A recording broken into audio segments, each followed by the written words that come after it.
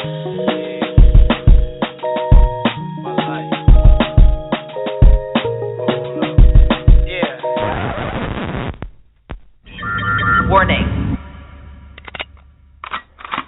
Okay, I'm reloaded.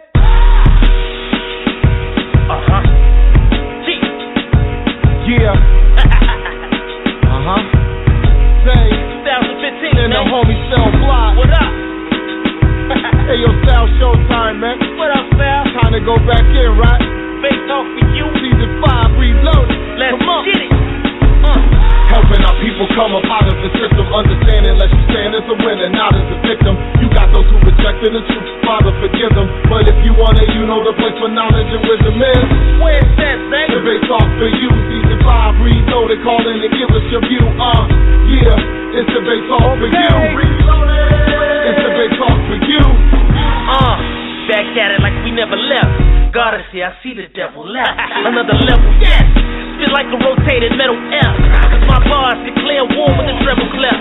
Helping our people come up out of they slumber, awaken them from the dead. They like zombies walking among us, and also removing that what encumbers, making them dumber. And prayerfully this will let the light shine through like it's summer. I'm making spread the gospel and also acts of apostles, and seemingly makes me mean a demeanor coming off hostile. I growl at them.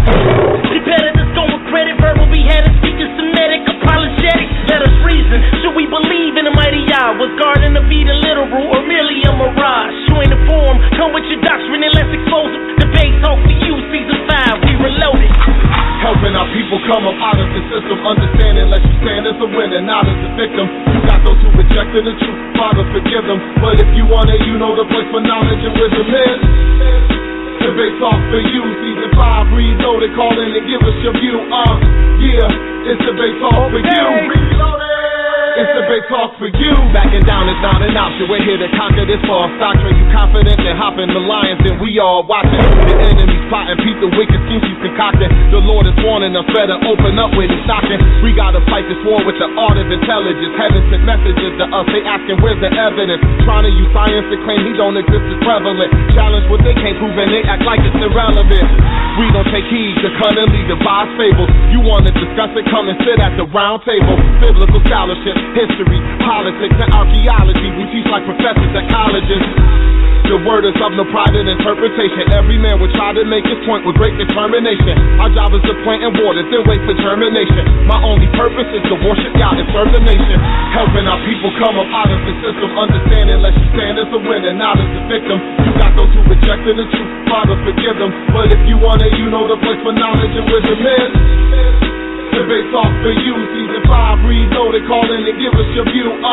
Yeah, it's debate talk for you. It's debate talk for you. Helping our people come up out of the system, understanding lest you stand as a winner, not as a victim. You got those who rejected the truth, Father, forgive them. But if you want it, you know the place for knowledge and wisdom is. Debate talk for you, season 5, reload it, call in and give us your view. Yeah, it's debate talk for you. It's debate talk for you.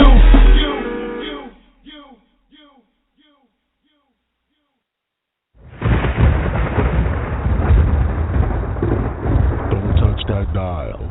You're now listening to Debate Talk for You Radio.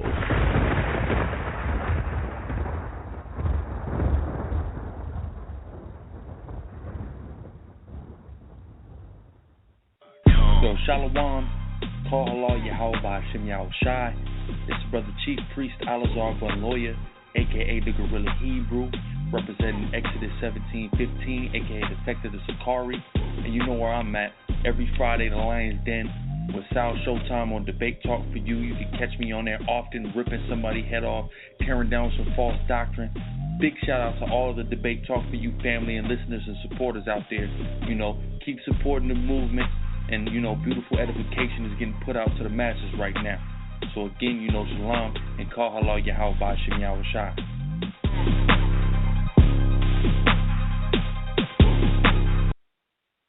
This Eli, I'm checking out Debate Talk for You Radio. When I want to hear the hottest debates in the country, I stay tuned. Shout out to Sal doing his thing. Keep doing the great work, man, and I'm going to keep tuning in. Islam. This is the Grand Sheikh Way L, a.k.a. Lord Abba, a.k.a. Mr. Just the Facts.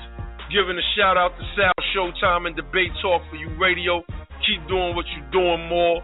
This is an excellent, excellent forum. And remember one thing, Islam built that. Peace, peace.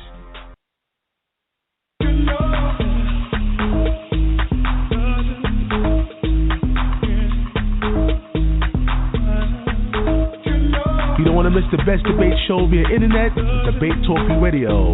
Check out the schedule from Monday to Friday at 7 p.m. Eastern Time or at 8 p.m. Eastern Time. To check out the archives, go to www.blogtalkradio.com/debate talk 4 and the letter U. You can listen via phone or via Skype by dialing that number 646-716-7320. Again, that's 646-716-7320. You can also go to iTunes to the podcast section. Just type in the search box Debate Talk 4 and letter U, and you'll see the show pop up absolutely free. You check out season 1 all the way up to the present season and enjoy the entire show. So keep it locked on Debate Talk Radio. Check us out.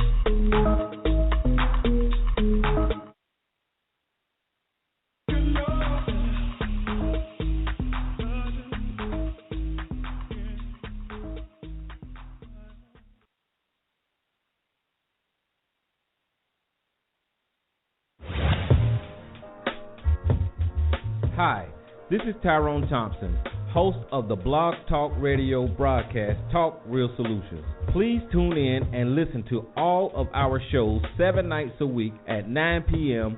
Eastern Standard Time. At Talk Real Solutions, we cover a variety of topics to ensure we speak about what may be needed in our community at any time. Talk Real Solutions is the hottest Blog Talk Radio show going on right now. You can listen to our broadcast at www.blogtalkradio.com/talkrealsolutions or visit our website at www.talkrealsolutions.com. Also like our Facebook page at www.facebook.com/talkrealsolutions. You can call in at any time during the show and add to the conversation and offer your solutions at 1-858-357-8453. That's 1-858-357-8453. Because at Talk Real Solutions, we want to make sure you have a chance to talk real solutions.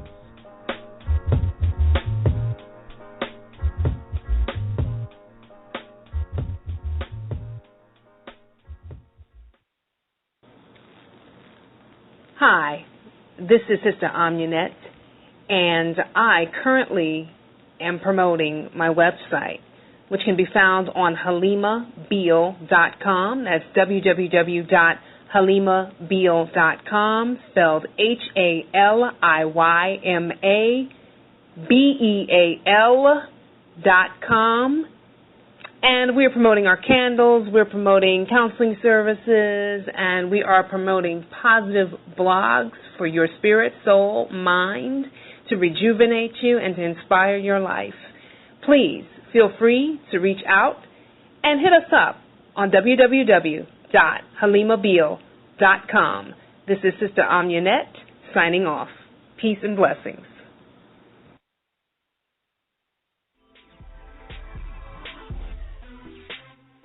Greetings from the I Love Being Black movement. We have the largest black Facebook page with over 6 million fans worldwide, and we're offering advertising options at affordable rates.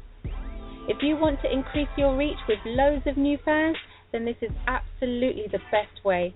We also offer seminars, consultations, and strategic planning services by Kumi Raouf, aka the Social Strategist.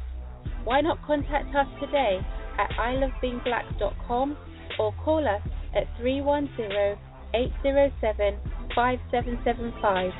Cheers.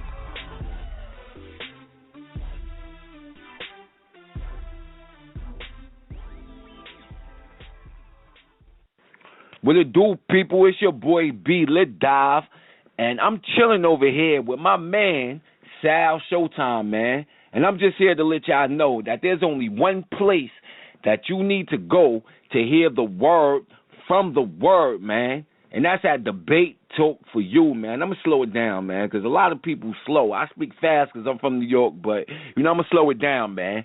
That's Debate Talk for You, hosted by my man Sidal Showtime. You dig? Keep it tuned, man. You already know what it is. All praises, all honor, all glory to the supreme intellect of the universe. This is Nasi Yashuvel of Shomrei HaTorah in Atlanta. And if I'm not reading my Torah or suplexing some false deity, I'm listening to my man, Sal Showtime, and Debate Talk for You Radio. Beautiful. Keep doing the good work, brother, bringing forth the information and spreading that love. This is Ronald Francoeur representing from Atlanta, Georgia. And when I'm not busy in the studio, I'm checking out Debate Talk for You Radio. Keep up the great work, Sal Showtime. Hey, what's going on, everybody? How you guys doing? Welcome to another show. You're now listening to Season 5 of Debate Talk for You Radio. I'm your host, Sal Showtime, and we're back with another classic show for you guys. Well, today we are back with the Roundtable Episode 15. That's right, this is the Roundtable Episode 15, where we gather together to speak on certain topics and bring good dialogue to the people out there that's tuning in live at Debate Talk for You Radio. And everybody know the number, 646-716-7320. You can call in with your questions and your comments. Today's topic of discussion is One West Camps Part 2, Destructive or Productive? Again, One West Camps Part 2, Destructive or Productive? For those that are unaware, we had a show, I believe it was last week. It was entitled One West Camps, and we actually took some callers to call in, and we had a great discussion, great dialogue. And as a matter of fact, there's an archive for those people who are unaware of Blog Talk Radio. You can always go back and go check it out. Go to www.blogtalkradio.com/Debate Talk for You and search for the show, One West Camps. That was Part 1. So we're going to get into Part 2, and today we're going to have a roundtable setting where we some brothers come together. Actually, one of my brothers that is on the panel right now, Tazapanya, reached out to me, and he was like, yeah, we need to do another round table. And he heard the first part 1, and now we're here today, gathered together. So we're going to make it happen. And as a matter of fact, I see a lot more people calling in. I appreciate all those people that's calling in via phone and via Skype. Again, the number is 646-716-7320. Of course, shout out to the international listeners out there, international listeners that's tuning in. And for some people, it's actually a morning show for people waking up to Debate Talk for You Radio. So if you're actually waking up to Debate Talk for You, you get ready to take down some notes. I highly appreciate you being here live, checking out the show. And, of course, those people on Facebook, Twitter, Instagram, all over social media that's checking out Debate Talk for You, welcome to the show. If you're inside a Facebook group, do me a favor, attach it to your personal page and let people know that Debate Talk for You is live and on the air. And, of course, make sure you attach that number in and let them know this is the show where you could call in with your questions and your comments. Only one rule, though, you got to keep it clean, keep it professional. There's no foul language. We actually have people listening in with their children and so even with the elderly. So let's keep it professional once you call in. So, again, this is the People's Show. You can call in with your questions and your comments. It's all about the people doing their research and gathering the information and calling in. So we're going to get it started in a few minutes. But, of course, you already know I got to go through a few brief announcements. As usual, send me an email at debatetalkforyou@gmail.com. That's debatetalk, the number 4, and letter U @gmail.com. Right about now, the debatetalkforyou@gmail.com email is flooded. I got to get a whole lot of emails and, can't really keep up. So I have an alternative email, which is salshowtimenyc@gmail.com. That's salshowtimenyc@gmail.com. I had to create a new one because, the Debate Talk for You gmail.com was flooded with a whole bunch of people who were sending me emails and a lot of the dedicated listeners out there, and I appreciate you guys. You can keep on sending things to that email, but I was going to check both of them periodically. Go to facebook.com/Debate Talk for You.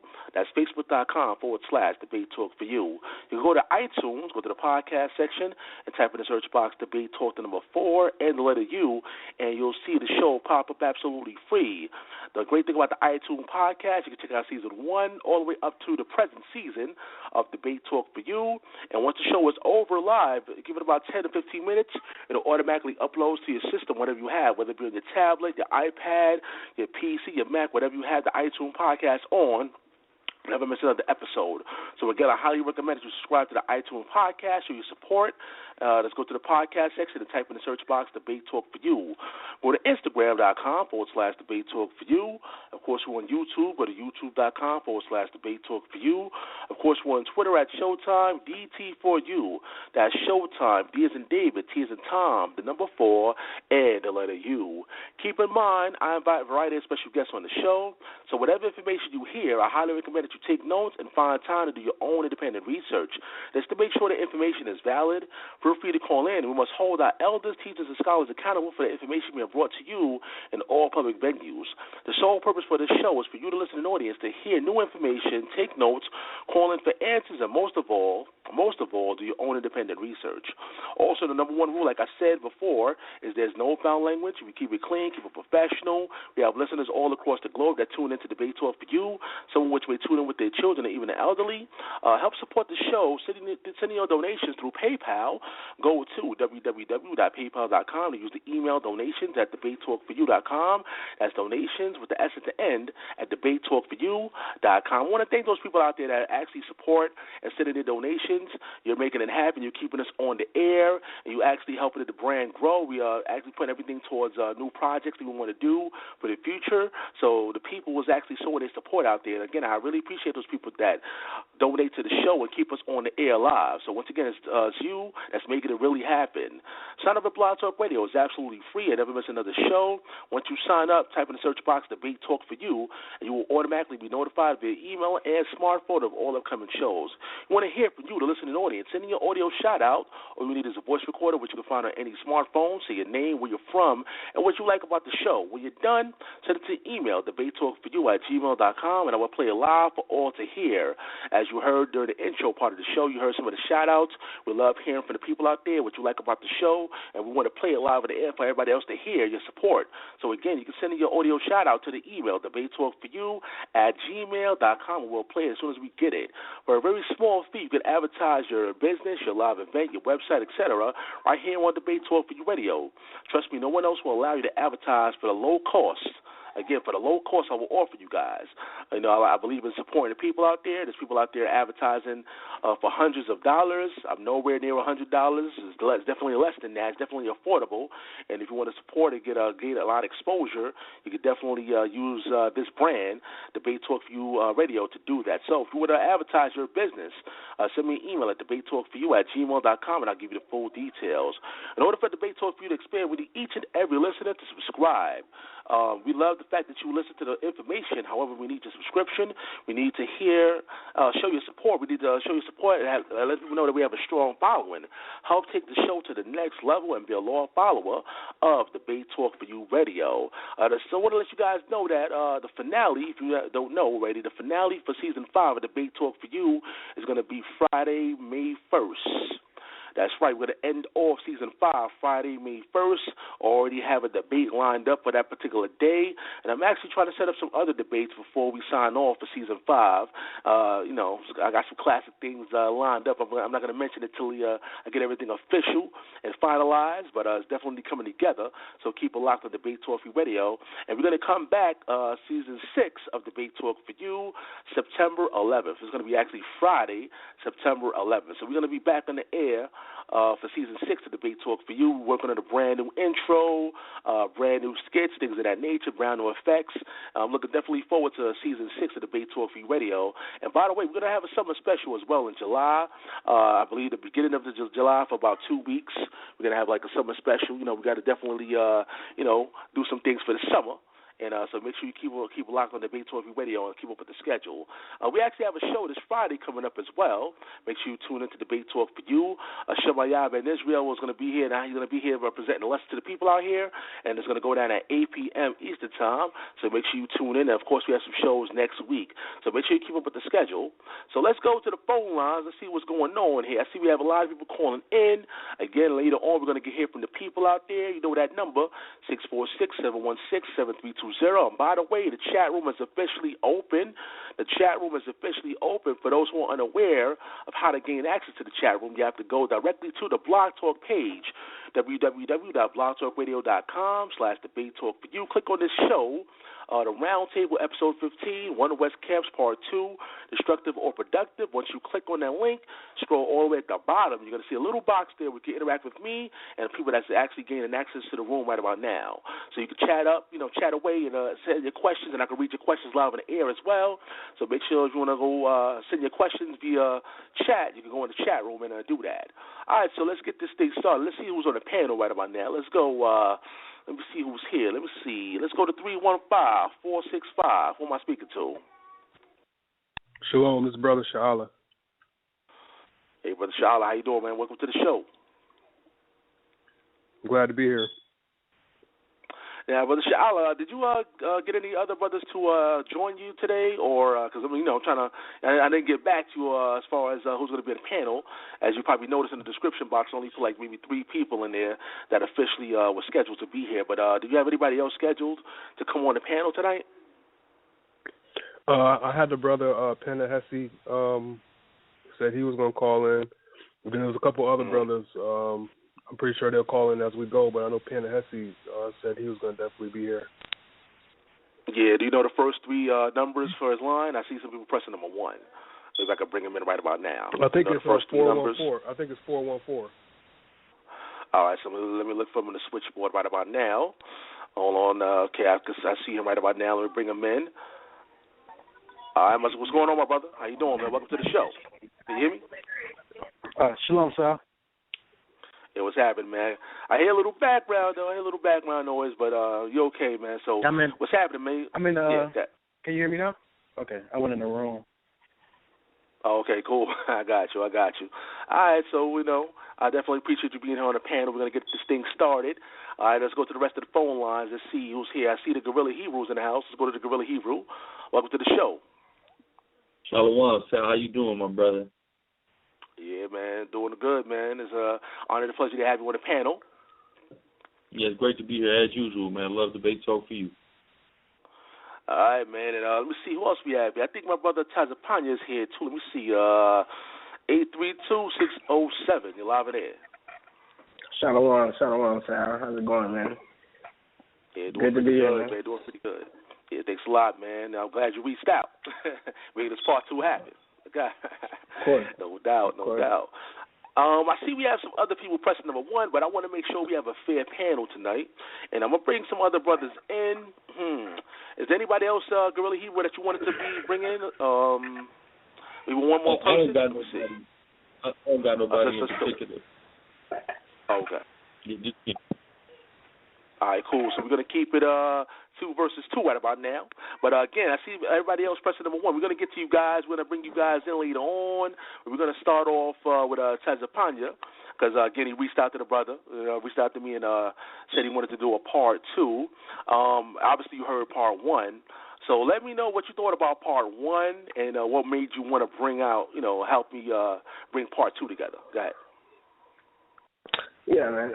I sought the opportunity, to get out there, and show some initiative to, actually get on a panel. Being that I came from One West, I don't believe that, it was an uneven, panel, which is why I called the second panel.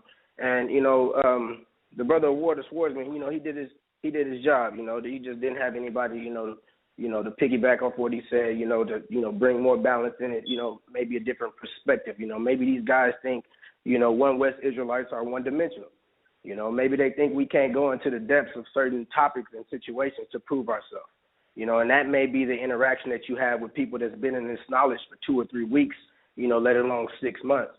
But, when you start dealing with Israelites that are seasoned, with a foundation, being it from One West, talking about at least 2-3 years and beyond, you get more dimensions. You don't get one-dimensional. You don't get people that say everybody in Africa is a Hamite. You only get that from certain individuals who are young in this knowledge. But when you're dealing with brothers that are seasoned in this thing, you get more balance. So that's what I wanted to bring to debate talk for you in correspondence with people who disagree with the foundation of One West. So based on this panel, we're going to find out if the foundation that was bestowed at One West is fruitful or is it unfruitful. We're going to weigh the balance and we're going to tear through this topic and we're going to let the callers, let their opinions be heard. Yeah, man, we got a lot of callers, man. A lot of people standing by for this one. And I appreciate you guys definitely calling in via phone and via Skype. We have a lot of Skype callers as well. We're going to bring you in later on. But, again, I want to make sure this is a fair panel. I don't want to bring too many brothers in and, make it unfair. But the Guerrilla Hebrew, what did you think about part one of the One West camps? And, let me know your assessment on it. Go ahead. Yeah, as far as part one, haven't had the chance to listen to part one. I had every intention of doing it and participating, but the day that y'all actually had it scheduled and did it, we was actually doing a marathon class going into the entire book of Zechariah, so I wasn't able to make it. But I'm familiar with much of the arguments and the opposition to the One West based groups and the foundational teachings that was given through the Spirit at One West 125th Street. So, like I said, I'm very familiar with the argument. So I was definitely excited to give my 2 cents, on the whole matter. Now, for those that are unaware, let the people know which One West camp you are a part of and how long, and, give like a brief bio, I guess, on how long you were a part of that group. Okay.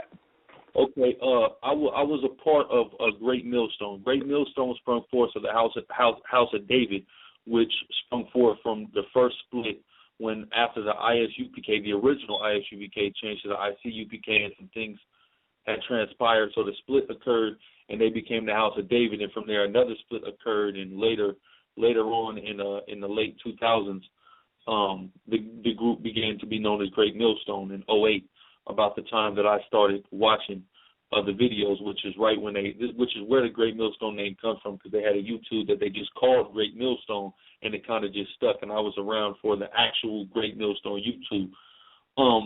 I became an official member in 2011 until 2012 when I started my own camp, which is still One Base Camp, and I still would consider it a fruit or an off branch of One West, which is Exodus 17:15, a.k.a. the Sakari, which, from 2012 to now has been going strong through the Spirit. All right, we're gonna get this thing started in a minute, but let's go to Bro.Sha'ala real quick. And Bro.Sha'ala, he was actually a part of part one of the One West camps, and make sure again, if you missed it, you got to go to the archives and check it out. It's definitely a classic show on Debate Talk Radio. Bro.Sha'ala, what was the feedback that you received for part one before we get this thing started? What was the feedback that you received for part one of the One West camps? I got a lot of positive feedback. Everybody enjoyed the show, and everybody's looking forward to part two, and I'm definitely looking forward to this part two as well because, like everybody was saying, it was just way too uneven on part one, and it wasn't as organized. So now we got some organization going. We got we got different perspective coming from the camps. So, I'm definitely hyped up for this thing. And for those who missed part one, let the people know your stance on the One West Camp's doctrines. Well, my stance is that I don't have a problem with the camps themselves per se. It's more about what they're teaching. It's just more about the doctrine and what's coming out of their mouths and how they're twisting up and manipulating the scriptures to fit certain agendas. But as far as, the brotherhood and teaching the people and all that, that's fine. But, you gotta be right with it. So that's my whole argument right there. And Panehesi, he was here as well for part one. Again, go check the archives. What did you think about part one? What kind of feedback you got after part one was over? I guess I got pretty positive feedback from different people. A lot of people are interested in hearing my perspective of the whole historical aspect of Hebrew Israelites. But, that's neither here nor there. But overall, pretty positive feedback. All right, so what I'm going to do is that being that Tazapanya, again, reached out to me, I'm pretty sure he asked some questions for the brothers, and I'm going to leave everybody phone lines open. So what I'm going to do, I'm going to let you guys dialogue with each other, but just do me a favor, try to make it, one by one when you guys speak so everybody can hear what's going on. Remember, people taking down some notes, so let's try to speak one at a time. But Tazapanya, you can go ahead with your questions, brother. Go ahead. Yeah, I'm going to quickly piggyback off what Brother Sha'ala said. He said he likes the unity amongst brothers. He liked, the brotherhood and all that, but he just doesn't like what comes out of the Israelites from One West's mouth in correlation to prophecies, I assume. So what percentage of that, based off your own words, would you say is correct and incorrect, since you like the brotherhood, but you have a disconnect with what's being taught? Can you clear that up for me, just as a foundation? Yeah, I'll clear that up. Basically, it'll be 90%, because the truth is all about the truth. So if you out there and you got the brotherhood, you got the nice gear on, you doing your thing, but you out there lying, then it's 90% false. So I'll go with that, 90% BS, because of all the false doctrines coming out. Okay, my next question would be, in reference to that 90%. That 90%, how much of, I want you to label out the most in percentage, doctrinal-wise, that you disagree with One West Israelites. Since it's all down to the percentage. I would say most, man. I don't really have a percentage. There's so many doctrines and so many things out there that, that I agree with, but, the majority I disagree with. But if we was going to go on a percentage-wise, I would say 80% I disagree with. Okay. All right, and Panehesi, Melchizedek, I know you asked. What is your disagreements, outside of one-dimensional, us calling, every African, by your perspective, a Hamite?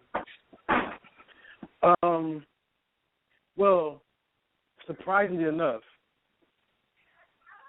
out of all the Hebrew camps, the only people I really see trying to ratify that issue is GMS. Out of everybody I see, my beef with what people teach is more historical than it is prophetical or anything of that nature. Because I only agree with maybe 5% of what's taught, and that 5% is we're the Israelites, and we got to keep the law, statutes, commandments. That's pretty much all what I agree with when it comes to the camps. Okay, and I see you on the front line for, a lot of, Africans that practice customs, Israelite customs in Africa. Do you have any disagreements with them? And I would say, what is your percentage? Do you only agree with 5% that they're pushing? Because they know they Israelites and they keep the Torah, the law, statutes, and commandments. What are your disagreements with, professed Africans? Since you are, a self-affirmed historian, what are your disagreements with the doctrine of the Africans you stand up for? I'll say my disagreements with them it'll be kind of multi-layered, because when you talk about Africans keeping the Torah, from my perspective, a lot of them keep our customs, or they have the most accurate rendition of our customs than we have. Because they never forgot them. You know what I'm saying? Nobody never taught the customs back to them. It was second nature. Like we get up and wash our hands and brush our teeth in the morning, that's how they kept the Sabbath and, everything else. So my disagreement with a lot of them is, for example, the current state of Biafra in Nigeria. The Biafran Igbos, they're calling for a separate state from Nigeria, which is really ruled by the Islamic Hausa people, right? And the Biafran Igbos, they know that they're Israelites, right? But they're reaching out to Israel for help, as if they're the real Israelites. So that's my beef with them when it comes to something of that nature.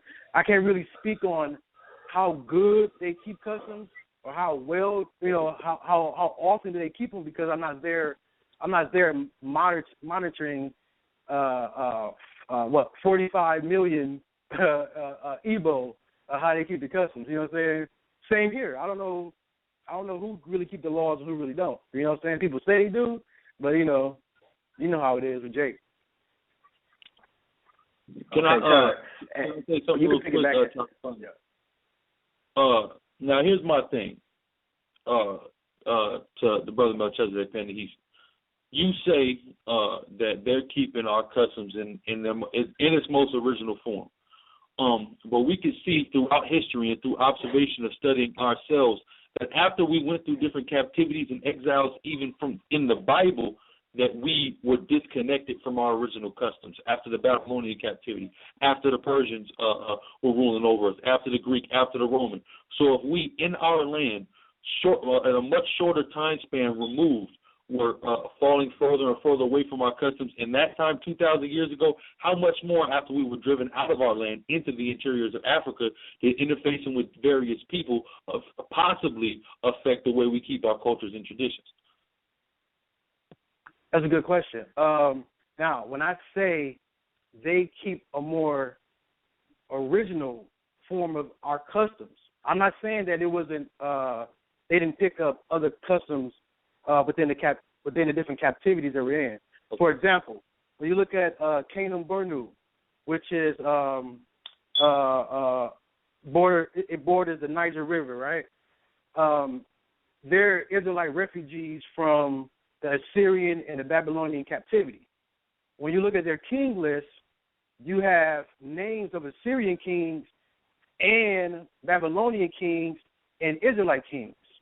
Mm-hmm. Within their historical records, you have stories of Abraham, Isaac, and Jacob, and you also have stories of Ishmael, and you also have stories of Sargon. You know what I'm saying? So, but from a cultural root, just say for instance, let me see.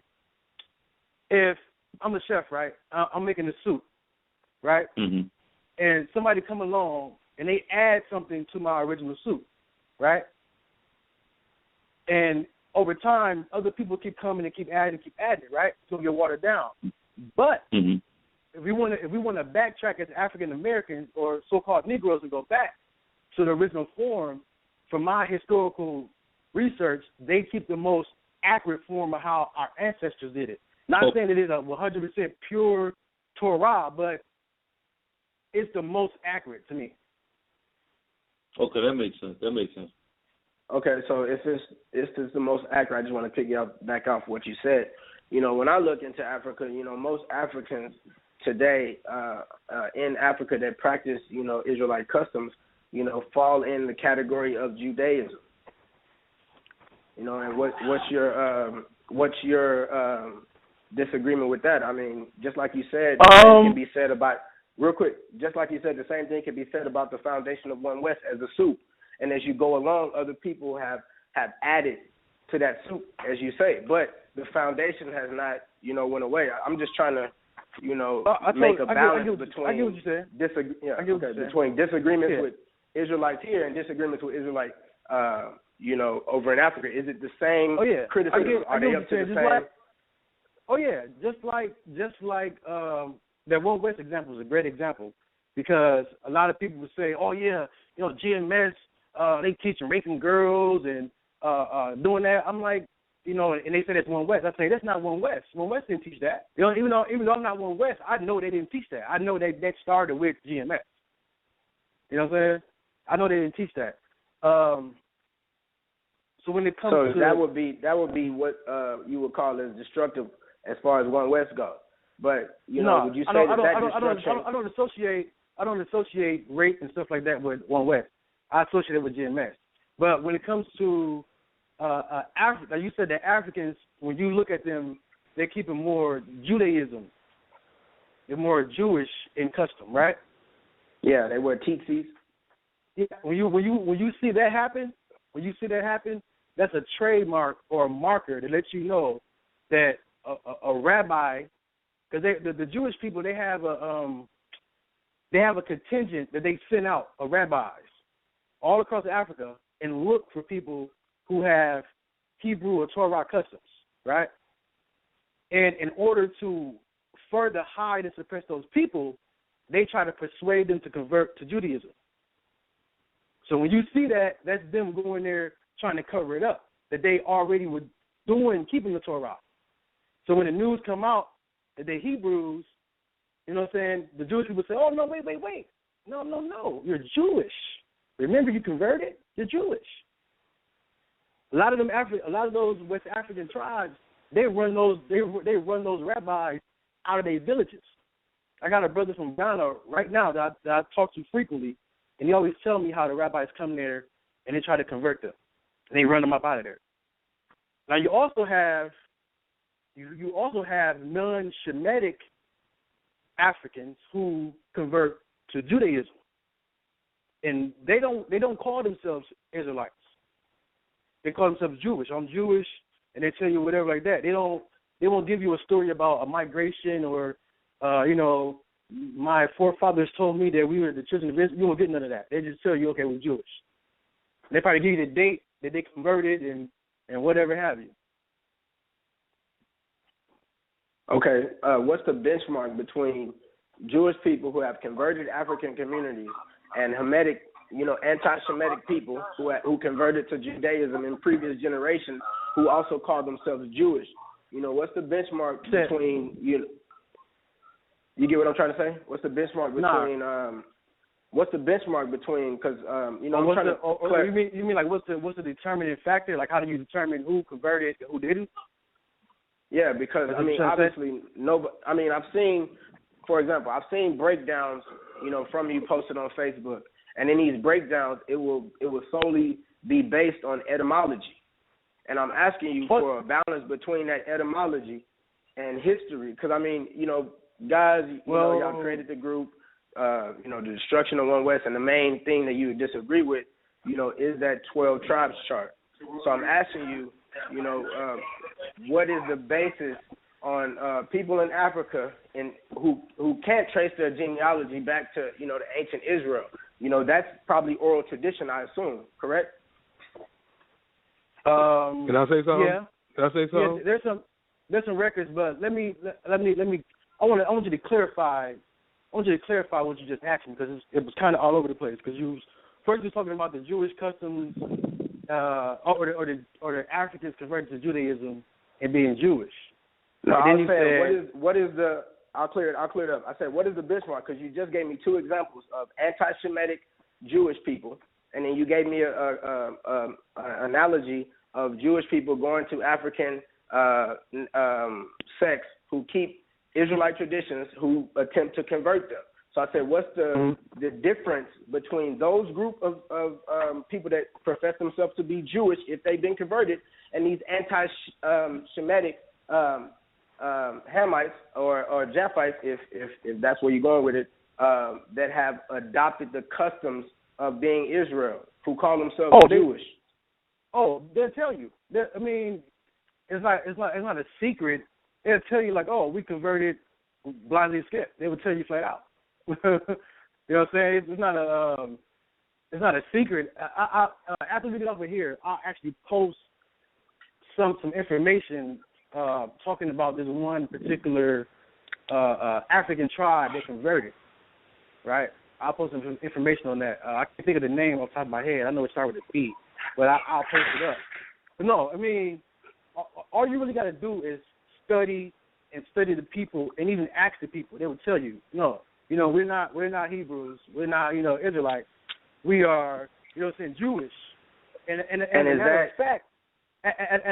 a matter of fact, when you look at West Africa, the vast majority of Israelites, by origin, by bloodline, they're Muslim, and they would tell you we're Muslim by faith, but Israelite by nationality.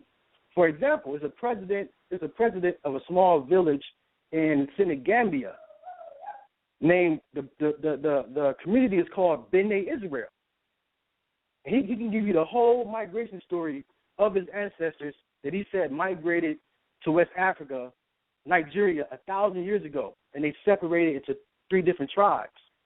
And when in the 1400s you had the oppression of Asika Muhammad, who expelled all the Hebrews from Mali and forced them to convert to Islam.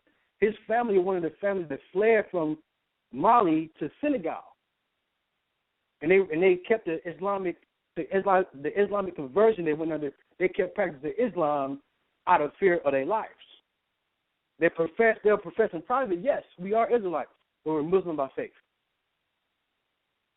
So this topic is really multi-layered, and you will have to really study. If you need any material sources, I'll post them for you, inbox them to you, however you want to get it. Okay, but for the sake of, this dialogue, would you say that the basis on any historical references on different, African sects of people practicing customs in Israel, would you say that that's based mostly upon them self-proclaiming them to be Israelites? It's based on traditions kept of themselves? Yes. Okay. It's based on them. It's based on them saying that. Yes. Okay. That's what I wanted to get. Like I said before, the ones that aren't Israelite by blood, they will let you know. I'm talking about people, they got stories, they go back, they can tell you the exact migration of the Assyrian captivity. They can tell you what went down. They tell you what went down, how they came out of Assyria, went through Arabia and Yemen, and came down the Nile Valley. And when they got into the Nile, the Assyrians came down and attacked them again. That's in the scriptures. They attacked them again, and that's when they fled west. All these different tribes are saying the exact same thing. You know what I'm saying? So then you have others, like I said, they are just Jewish. They just converted to Judaism. And a lot of times they will convert to Judaism to get aid from the Israeli state, whether it be money, Medicaid, whatever it may be. I know Brother Sha'ala. Yeah, brother. Man, it's called drop actually. Brother Sha'ala, make sure you call back in, brother. About Guerrilla Hebrew. Anything you want to mention? Go ahead.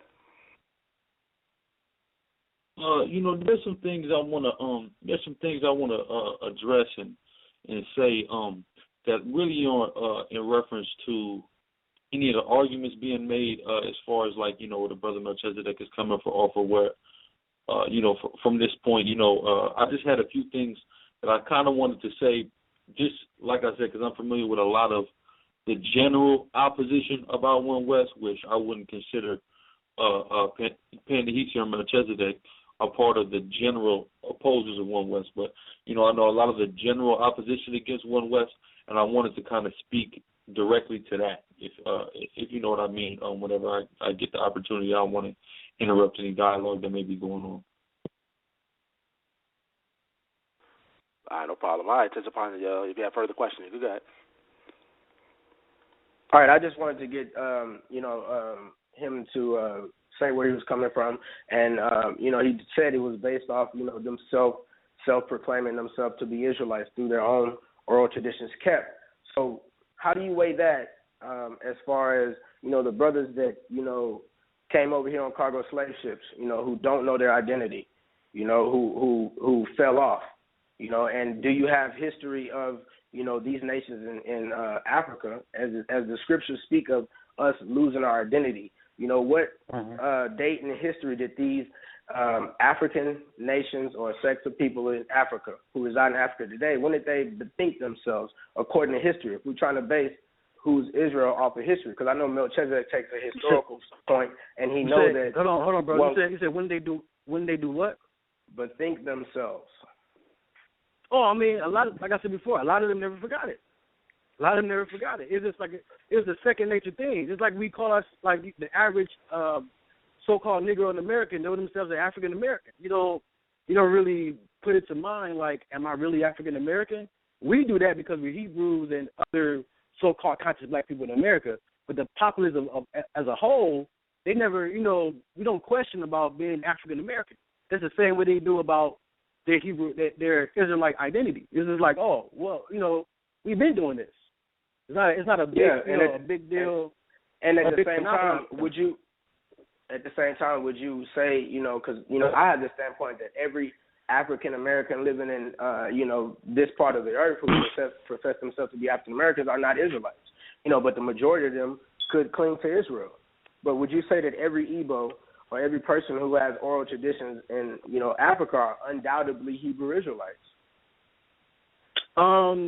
Based off oral history, based off the linguistic connections, based off archaeology, based off manuscripts, based off a number of different disciplines, I would have to say, yeah. However, you do have people among the Igbo.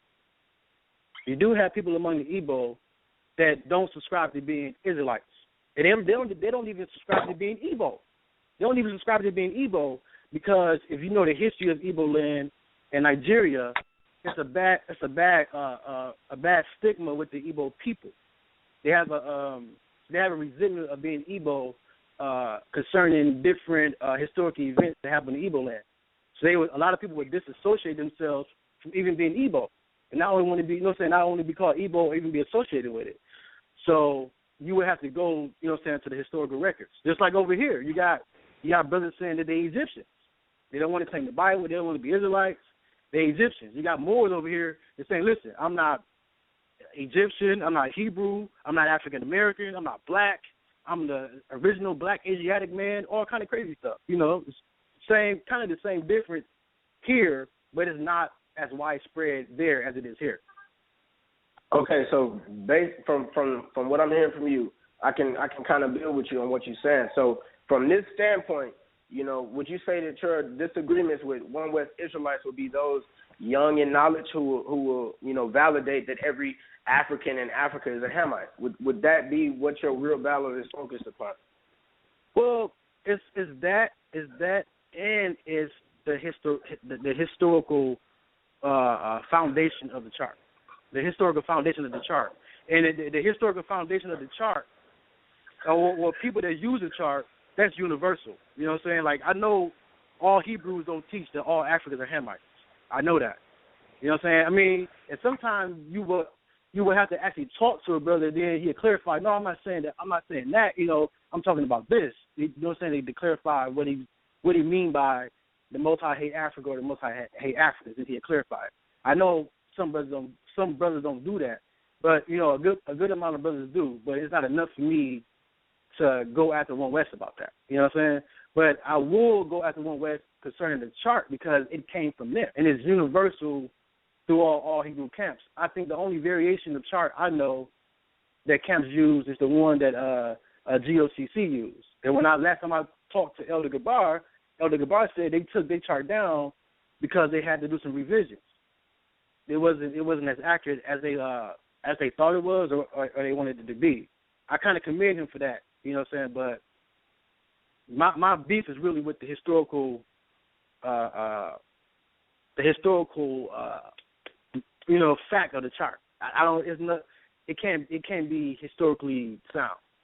I don't see it, at least. Let me see Bro.Sha'ala. Yeah, you back? Okay, there you go. Okay, got it. Can I say something to that real quick? I've heard of a lot of oppositions in reference to the 12 tribes chart, especially the last discourse I had it with this brother Panehesi was on there. The brother Divine Prospect, a few other brothers was on there. By the time I got off there, I think the conclusion that we had all came to was, in order to further substantiate and prove the 12 tribes chart, go out, do the due diligence, and get more historical information that verifies that the people who we proclaim to be these various tribes are those tribes, which is a very reasonable request. Real quick, I just want to give, because, I've been doing so much historical research of late, but I just want to give a small excerpt of some of the research I've been doing in reference to the 12 tribes chart and give a little preview of a lecture that Lord willing I should be conducting soon. Yeah, hold on. If you're not speaking, please mute your phone. I'm hearing some background noises. Got it. Okay. Now this is via essay written here by Robert Mort, professor at University of California, Riverside, called "Archaic Migrations to North America," with several historical references cited. But I'm just going to give y'all a small excerpt because it could get lengthy. And like I said, it's a whole lecture that's coming up just about the tribe of Issachar being the so-called Mexican, the indigenous so-called Mexican. When the Spaniards came to Mexico and were standing guard on cold nights, they began to wonder who these Indians really were. Some of those soldiers, Bernal Diaz among them, advanced the idea that these Indians might be Jews. Furthermore, several of the Spaniards came up with the odd fact to support the theory. Indian priests in Zempoala had shown them how the obsidian knives, the sacrificial knives, were also used for circumcision, which was known to be a Jewish rite. Ergo, these Indians might be Jews. The Nahuatl, or the Uto-Aztecan language itself, has been shown to have many Hebraic Semitic roots and can be traced to northwest Palestine, where parts of the Israelite tribe of Issachar settled. So this is historical documentation by ancient scholars that interacted with the indigenous Aztecs before colonialism had rose too much, and said that the language that they spoke had its linguistic roots in northwest Palestine, namely in the land where the tribe of Issachar inhabited. Coincidentally enough, when you look on that 12 tribes chart, you see Issachar for the so-called Mexican. So I just wanted to give that small piece of what's a part of a greater puzzle in reference to just the Mexicans in and of themselves being Israelites in the history that's getting ready to come out through the spirit and power of Yahweh Ba'Shem Yahweh Shai in reference to the matter. You know, but as far as the history goes, I know brothers may have not seen the history we brought to the forefront, but understand that a lot of us brothers are taking the initiative to go and get further historical proof in addition to the spiritual and scriptural proof to substantiate the fact that the 12 tribes chart is relevant, right, and exact.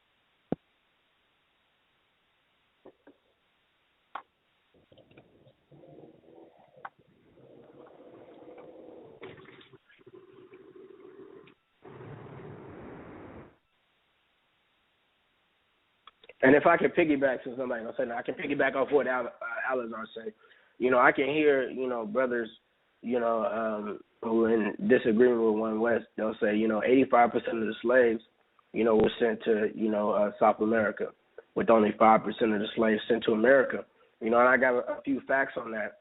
You know, only 388,000, you know, Negroes were sent to America, you know, through the transatlantic slave trade. And, you know, as the scriptures say, you know, Jake will multiply, you know, and shall be as the sand of the sea. Today in America, you know, in, you know, roughly, you know, not even 400 years, the population of so-called professed African Americans is 41.7 million. You know, with estimates by the year 2060, there'll be 75 million African Americans living, you know, in the U.S. You know, in correlation, 4.9 million slaves, according to history, were sent to Brazil. You know, and 82 million, you know, Brazilians profess themselves to be, you know, brown, you know, multiracial groups. You know, that's 43% of the population. And if I could use a quick analogy based off that history, you know, we got to understand over the course of generations, you know, that's what the scriptures teach us. They teach us to consider many years, consider what has happened over generations. You know, and a lot of people say, you know, your average, you know, Mexican whose name may be Juan Cortez, you know, is not an Israelite, but they'll show a dark-skinned Mexican and automatically make it a color issue. You know, and I don't, you know, color is a benchmark to nationality, but it's not the end-all, be-all. You know, we can take Blake Griffin. We can take, can somebody put their stuff on mute? We can take Blake Griffin. We can take, you know, Chris Brown. We can take Tim Duncan, you know, and let's say one of those, you know, African Americans go to China, you know, and have a baby, you know, and their son has you know, 5 sons, and those 5 sons have more sons and daughters, and those sons and daughters have more sons and daughters. So over the course of generations, over the course of a few hundred years, you'll have a nice little set of descendants of those light-skinned Israelites.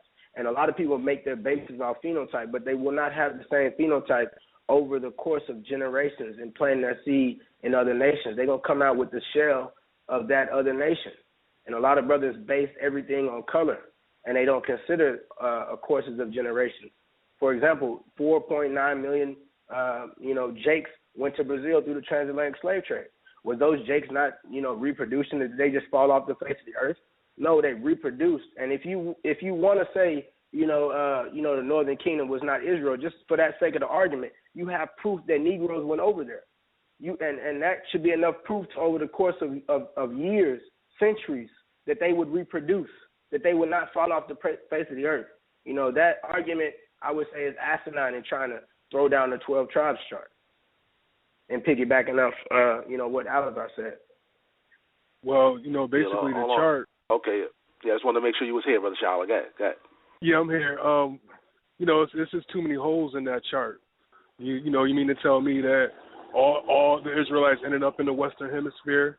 You're just gonna, disregard. Hold up! Don't cut me off! Don't cut me off! Don't cut me off! Don't cut me off! I didn't cut you off. Don't cut me off, bro. So you're gonna say that all? Hold up! You still cut me off though. Hold up! You still cut me off though. Look, let me speak. Let me speak though, brother. I'm not gonna stop talking, brother. I'm not gonna let you cut me off. I didn't cut you off, brother. You know what I mean? I didn't cut none of them brothers off. I was very patient. That's crazy. So he gonna say. So they gonna say that all.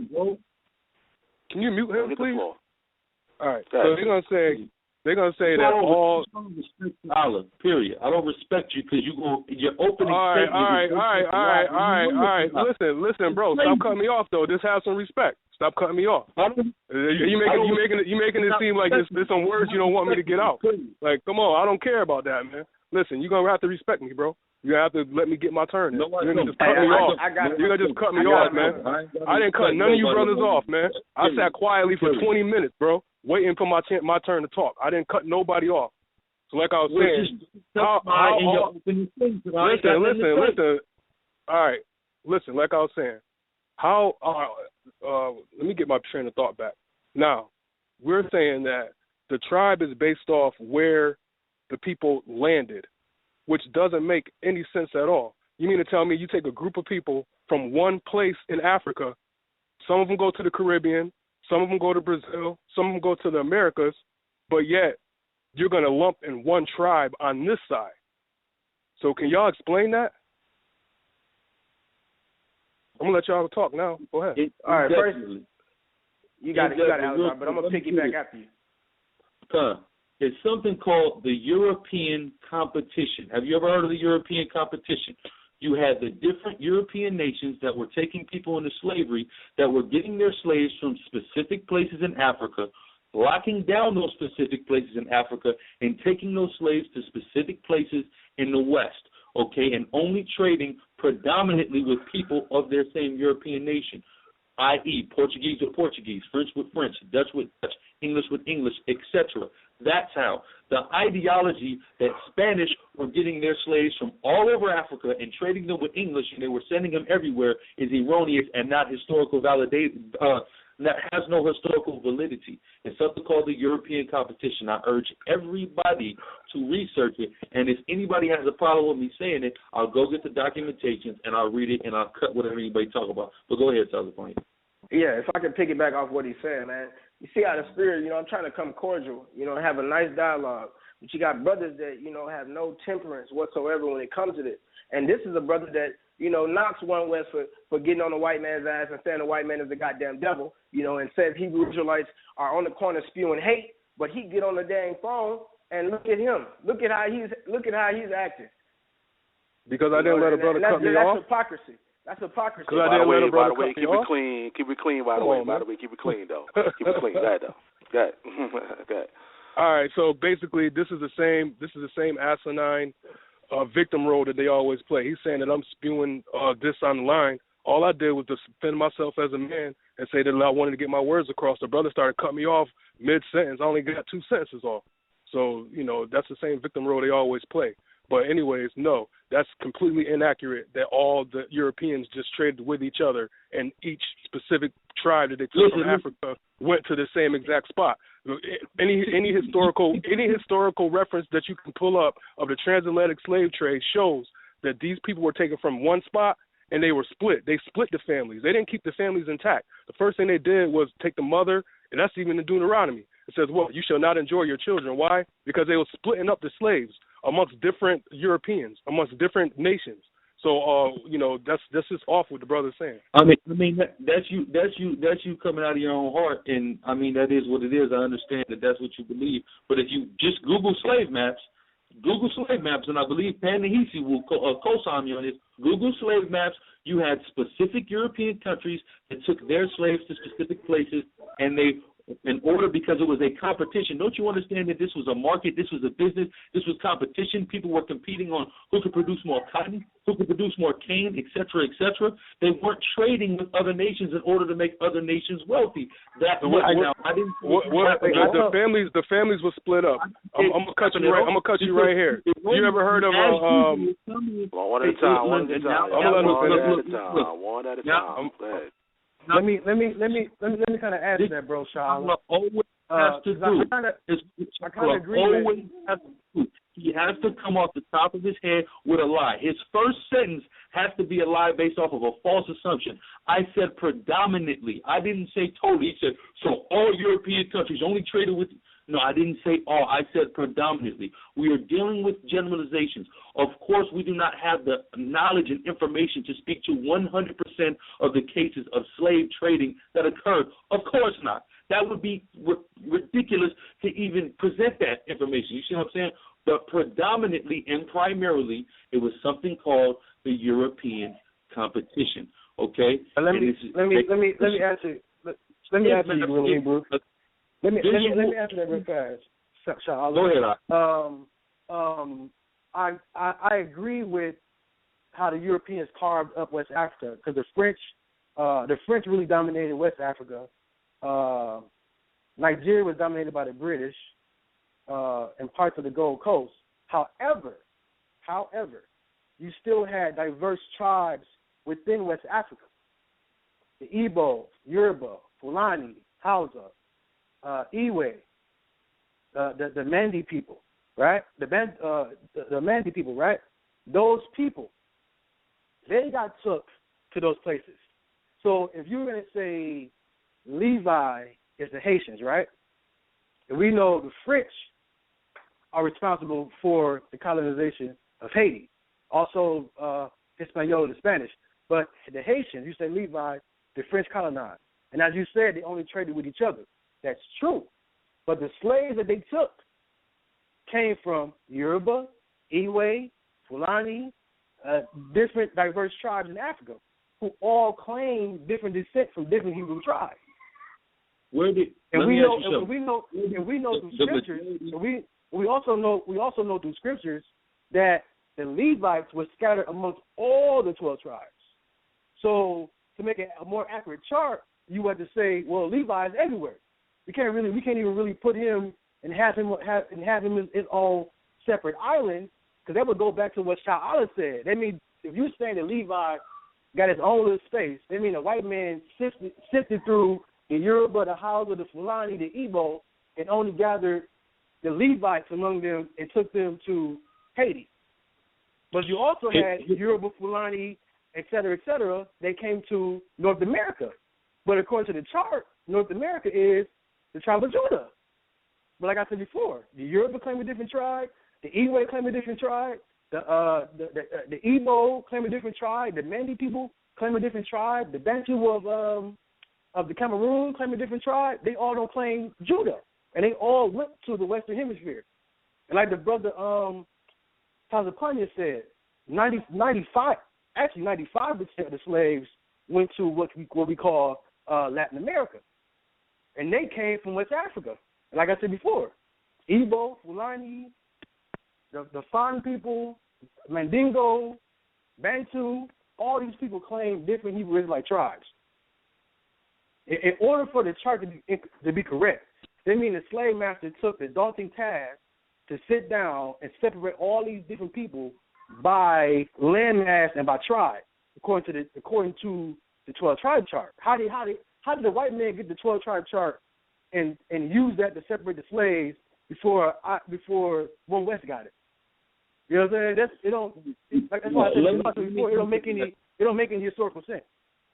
Let me answer to that, number one, because once people start talking about Haiti, the majority of things that come out of people's mouth are extremely inaccurate.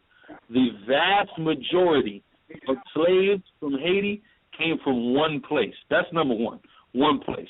Now, certain other groups went there, but the majority of the Igbo hung themselves in Haiti because the conditions of slavery were too hard. You can look this up.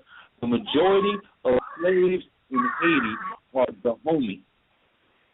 Okay, Dahomey. Now, that doesn't mean that the Haitians are limited. And like you said, the Haitians were scattered. Where is the island of Hispaniola? I mean, where is Haiti at? The island of Hispaniola. It's the western third of an island predominantly inhabited by a whole different group of people. That would be the equivalent to them dwelling in the suburbs of another tribe. Yeah, mute your mic. I'm hearing background noises. Go ahead. A suburb of another tribe. Just like now, we could take a look at Haitians in America. You have a place like Little Haiti that's in Miami. Little Haiti is a suburb outside of a much larger African-American neighborhood known as Liberty City. You also have a large Haitian community in Brooklyn, in Flatbush in New York. But also you have more other West Indians amongst them. So what we see through a pattern of migrations is something that we get from the scriptures, something that is in line with Haitians or the tribe of Levi, the priests, dwelling in the smaller groups amongst larger populations of the other tribes. Okay, if you could follow me there. You understand what I'm saying? Like I said, now we're dealing with generalizations. The majority, when we deal with, and we understand that even amongst certain of these African tribes, be it Yoruba, be it Igbo, you have people within those tribes that identify themselves as different tribes as pursuant to the Bible and the scriptures and, the Israelite tribes. So, and then one will say, well, the people that are over there, the Igbo, are claiming this tribe. Well, how do you know that all the people that were claiming the other tribe weren't taken and put it on slaves? You know what I'm saying? We're dealing with a lot of different variables. So a lot of the arguments that are coming in opposition aren't even necessarily arguments that disprove anything. A lot of it is as much rhetoric as you condemn. You see what I'm saying? It's what we call reverse rhetoric. Let me agree with you, right? You said, I would say, you're correct. The tribes that were sent to Haiti were more from, like I said before, the French had West Africa on lock. Like you brought out, like you brought out about the French and about the different Europeans only traded with each other. They had West Africa on lock. You can say, some slaves came from Dahomey, some slaves came from Benin, some came from Togo, some came from Cameroon. You just can't, for the sake of your doctrine in the chart, you just can't single out one tribe. All these people went. You can have more Igbo, you can have more Yoruba, but still that doesn't make Haiti Levi. If all these tribes are there, if all these different tribes went there, and they all say like you said before, among the Igbo, they don't all claim to be Gad. Some say Manasseh, some say Ephraim. Different tribes came with Erie of Gad to Igbo land, right? No, but yet and still, you can't say that all the Levites are in Haiti. It's scripturally. Nobody said all the Levites were in Haiti. Nobody said that though. If you never said that, then the chart on that aspect is false, because that's what the chart says. Okay, real quick, if I can piggyback off what you just said, then based off not false in an aspect. Real quick, I keep saying, we're dealing with generalizations. We're dealing with predominance here. You understand what I'm saying? The same people in Haiti are the same people that went to Louisiana. Does that make the people? Does that mean that because the chart doesn't say Haitians and Creoles of Louisiana, does that mean that the Creoles from Louisiana are not included? Just because it says one thing, that doesn't make the chart false. That can't make the chart false. It doesn't. The chart doesn't say it's limited to. We're dealing again with generalization. There's only so much room on a poster board to put all of this information, so we can't get too specific. Upon inquisition, that's why we get further specific. That's what's talked about in Ezekiel 37. Now, in the book of Ezekiel 37, it says, take the two sticks, join them together, and when the people inquire about that stick, you tell them. You understand what I'm saying? So that's the purpose of the chart, to engage people. You understand what I'm saying? And when they come and engage and we delve further into their lineage, we can come to investigative conclusions on what tribe they are most likely from. You see what I'm saying? Okay, real quick to piggyback. All right, so now when we dealing with these, let me get one example. Let me get one example of the chart, because you brought the chart and the board out and how it was not specific and people had to ask, right? When you go to McDonald's, right, and you look at that menu and you see a quarter pounder or whatever it may be, right? You need to know what's on your burger. You know what I'm saying? You can't okay, I want a cheeseburger. Right, you got to specifically say cheeseburger or they're going to give you a hamburger. You can't when you don't specifically say what you're trying to promote or what you're selling. That's false advertising. If you're teaching or giving me something, I shouldn't have to inquire of you past the sign that you have. Maybe if I have more questions, but if you're going to say, okay, listen, I say, okay, I'm an African American. I've never been to Haiti before. I've never been to that place before. I found out that my people come from Yoruba land, right? Now, if my family comes from Yoruba land, and you're telling me I'm a Negro, but my family say we're Ephraim, how the hell we Ephraim? How the hell we Judah when my family say Ephraim and I'm a Yoruba? But since I'm in America, you can't do that. Let me say something real quick. Now that McDonald's analogy was very poor and it was a lot of rhetoric. I'm going to show you why. When you go to McDonald's and you take a look at a picture on there, it doesn't list all the ingredients. You have to inquire with them about the ingredients. You're a chef. If I'm going to come to a restaurant where you're cooking at, every ingredient of what you utilize in order to put what's on that plate isn't there. I would have to inquire in order to know those things. So that was a horrible analogy and it was a lot of rhetoric. But go ahead. All right. Let me piggyback off what he said.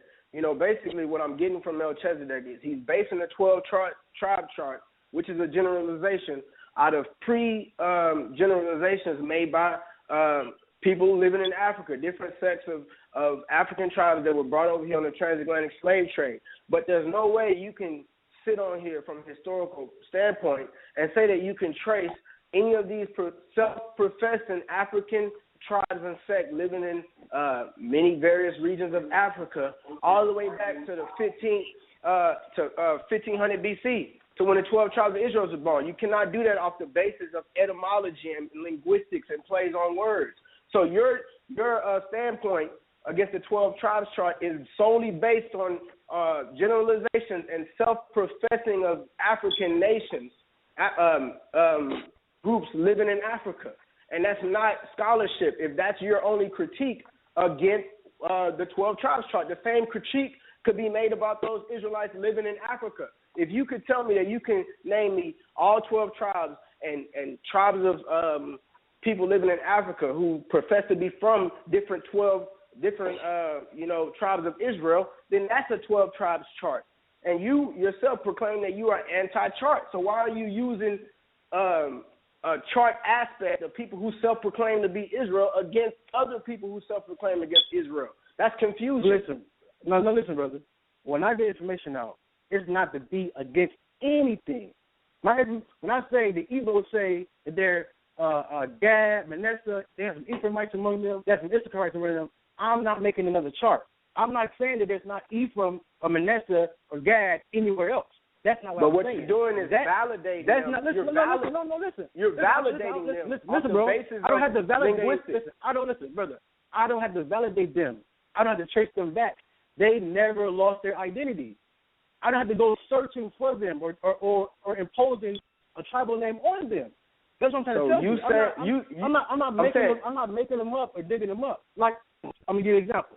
The North American Native Indians, right? I asked brothers, could you please tell me which of the 500 tribes of the North American Indians are the tribe of Gad? They all can't be the tribe of Gad. You know what I'm saying? I think you have my premise and my purpose confused. That's what I think. When I talked to Brother Guerrilla Hebrew last, I told him the same thing. I'm saying we have concrete proof already of where we come from. Are these people saying that they're Israelites? We can use that as a springboard or a starting point to find the rest of those tribes that came from them. It's just that simple. You know what I'm saying? We don't have to twist things or dig up anything. If we know that the vast majority of African Americans and the vast majority of the slaves came from West Africa, the vast majority of them went to South America, we already have a inclination of where these tribes are. And we know they got took from West Africa and they got took from the Yoruba, who claim to be Ephraim and Asher and other different 12 tribes, and they came from, and the vast majority of them came from the Igbo. They claim to be these different tribes, and it'd be easier. All we had to do on an individual scale and say where the confusion is. It's impossible. It's impossible to label every African American tribe of Judah. You would, in order to find out what particular Israelite tribe you belong to, you had to do your own personal family research and see how far you can trace it back and make a conclusion off of that. I'm for just telling our people that we're Israel. I can't tell you what tribe you come from. I can tell you Israel. And I can tell you, you know what I'm saying, look into your family history and see what you can find, tending to what tribe you might be. You know what I'm saying? So let me bring Brother Sha'ala in because he's been kind of quiet for a little while. Brother Sha'ala, you can say something. Go ahead. Yeah, what I wanted to say is, you know, when you looking at this 12 tribes chart from the eye of the One West camps, you know, you basically putting blinders on yourself. You're saying that the white man separated the tribes and took them to specific locations and like they knew. I mean, that just doesn't make any sense to me. You mean to tell me that everybody, all the slaves that came to America is Judah, even though there was a such thing as what? Slave concentration camps, where they took the slaves from Africa, took them to the islands, trained them, got them ready, then took them up to America. Do you mean to tell me that they didn't separate the families? When Deuteronomy, the 28th chapter, tells you that the parents wasn't going to enjoy their kids. So we already see here that they were separating us from the boats all the way to over here. So for you to say, okay, this tribe is this tribe based on location now, it just doesn't make any sense to me. It just doesn't make sense. Then we can go deeper than that. Real quick. So where are these African nations who? Hold up. Real quick. Let me say this real quick, and then I'm gonna make it real quick. So we saying that these Africans living in Africa who profess themselves to be a particular Israelite, if y'all gonna back them as Israelites, then back me up with the curses. Show me where they're worshiping wood and stone. Show me where they lost their heritage and had to get that back. Show me where they fit Deuteronomy 28 and 6:8. Since you're gonna pull Deuteronomy and you valid and UML. Let's go here. Let's go here then. Deuteronomy 28 and 1 through 15 says what? If you keep the commandments, you're not cursed. So not every Israelite is identified by the curses. You can't say that because if you keep the commandments, then you're not cursed. So if you mean to tell me these people left the land before or after the Babylonian captivity, kept the commandments, fled to Africa, why would they be under the curses if they continue to keep the commandments? No. Real quick, they're not. You would have to be able to prove and substantiate that they've been keeping the commandments flawlessly, which they have not been.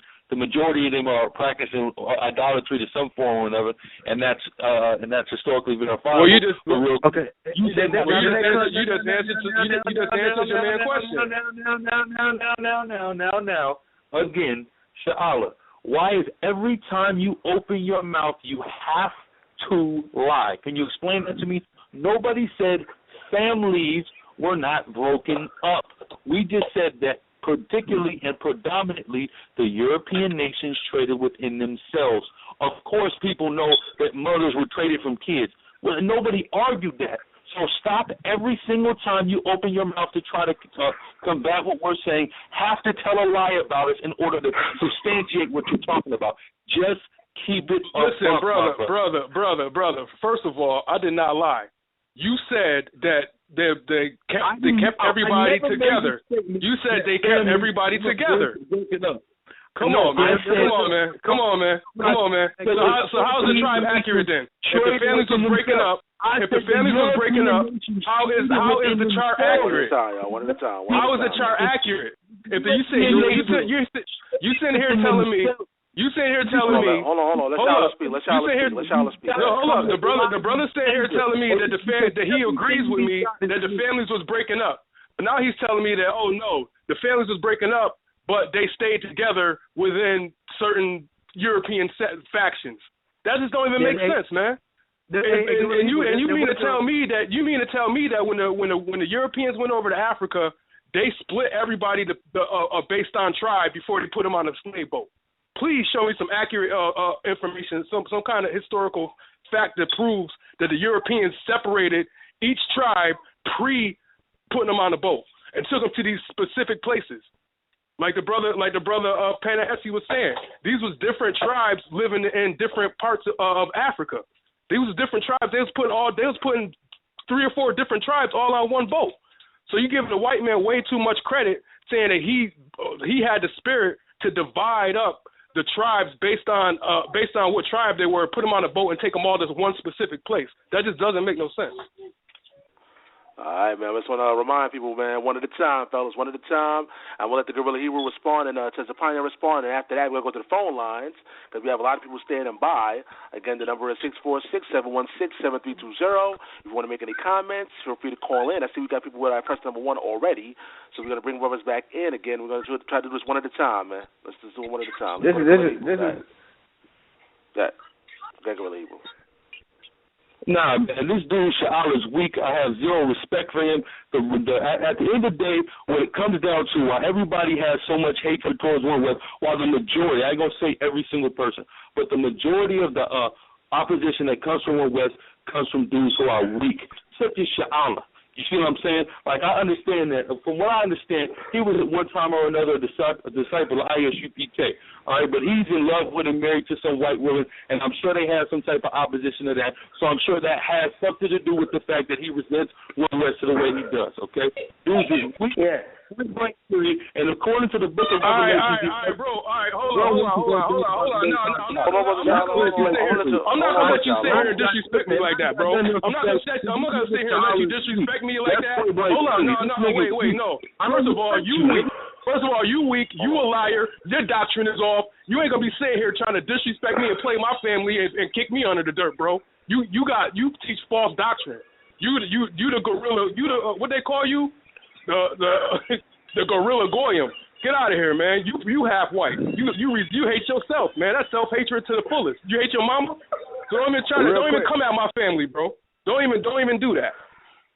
All right, you weak. Let's bring it down. All right, man. All right. Like I'm gonna sit here on this phone line and let that brother play me like that. You crazy? Yeah, this mulatto, the gorilla boy. Get out of here, man. Don't disrespect me, bro. Let me let that Tazapanya. You would have been put out the congregation, bro. You're not even pure blood, man. Get out of here. You're a half cracker. Let Tazapanya speak. Let me let Tazapanya speak, and then I'm gonna go to the phone. All right. Talk to your mama. No dogs in the congregation, but let me deal with what Sha'ala said, man. The brother is really emotional, to the point to where he disagreed with one West, but he can't be temperate and deal with a brother and allow a brother to speak. I mean, I applaud. Well, no, I'm not gonna allow no brother to disrespect me. I ain't disrespect nobody. I'm not gonna let no brother disrespect me. That's bottom line, man. Are you done? Especially not that dude. Are you done? Especially not that dude, man. Especially not that dude, man. Get out of here, man. Get out of here, man. You a mamzer. You a mamzer, dude. You a mamzer, dude. You a weak nigga. Yeah, man, baby in the background. You called him a mamzer, but by your own doctrine, you include Ruth to be a Moabite, so that would make King David a mamzer, correct? Listen to what the fuck you said. Hey, you can't do that, man. You can't do that, man. It's a lot. But cut you off, my dude. You can't be doing that, my dude. Yeah. Ruth is a Moabite. Ruth is a Moabite. So that makes you. Yeah, Ruth is a Moabite. Ruth is a Moabite. I'm not a hypocrite. I'm not a hypocrite. You gotta keep it clean out here, y'all. Gotta keep it clean, man. All right, no doubt, man. But we're going to go to the people, though. We got to go to the people. Hear what you guys got to say. Again, the number is 646-716-7320. Press number 1, we can add you in the conversation. Let's go to the phone lines. Let's go to 678-544. You're live in air. A water sword and a.k.a. the fireman. You spark it off, I'm going to put you out. Shalom to all my brother. Y'all about Shemal Shabbat. I want to say this, right? I'm going to tell you what the problem is with this 12 tribe sign. This is 1 Corinthians 2, verse 14. But the natural man receiveth not the things of the Spirit of God, but they are foolishness unto him. Neither can he know them because they are spiritually discerned. See, when you go to Genesis, the 49th chapter, like I said in the first verse, Jacob called his sons and told them what was going to befall them in the last days. It was the Holy Spirit that had him do that. And I told all you cats to pull out the prophecies according to what happened in the last days. The tribe prophecies is for the last days. Every time I bring that to cats, they want to go into the history where they came out. No, give me the prophecies of the last days right now. Who the tribes of the last days? Where are they? What's going to happen in America? Bring all that to me according to prophecy. None of these cats going to touch prophecies on the 12 tribe sign. That's what the 12 tribes line is based off of. Genesis, the 49th chapter, that Jacob had the spirit on him to bring that out to his sons for the last days. That's why I say, tell me who they are today according to this prophecy. I want any one of you. I give any one of you to do it. And with that, I say shalom. Yeah. Brother awarded the swords from last time, right? Sure. Yeah, the brother told me. Now everybody on the phone can attest to this. He told me that the North American Negro are Judah, based off the fact that Genesis 49 says that we have white teeth and we drink a lot of wine. And he said that's a trait, that's a genetic trait that's passed down from generation to generation. Right? My one? And he said as according to prophecy. Now, like I told him before, I don't know if he took heed to what I told him to do before. If you think genetic white teeth makes you Judah, or drinking wine makes you Judah, brother, you like let me 45? No, listen, I'm not done yet. You said you're 45. I want to respond to that. Listen, you said you're 45. That means if you think that genetic white teeth is genetic and drinking wine is genetic, you need to go get checked out. You need to tell me, according to prophecy, anything you have, right? How is every Negro in America Judah, right?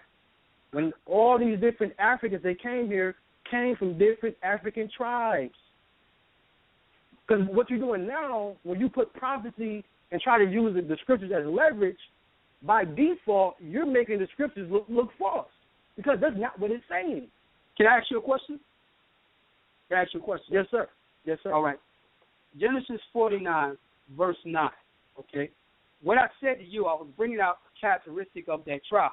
There's many prophecies. You go into the curses confirm that Judah is the so-called nigga. You go into Lamentations all over the Bible. But what I want you to do, I want you to break down Genesis 49, verse 9. I want to see your input on who that is. Break that part down of the tribe of Judah right there. I want to hear your version of it. I want to see what you got. Now you said it again. You said it again. You said it again. Said what? You said that white teeth is a genetic trait that you can identify the tribe of Judah with. That's what the prophet said. I said that was characteristic of that tribe. Okay, listen. That's what I said.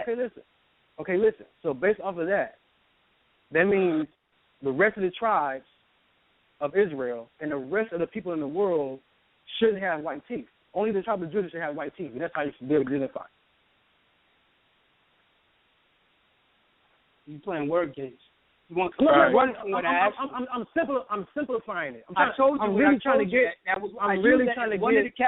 Hold on. I told you. Listen, brother. Listen. I totally get what you're saying. I know there's other scriptures that talk about Judah. There's many scriptures that talk about Judah.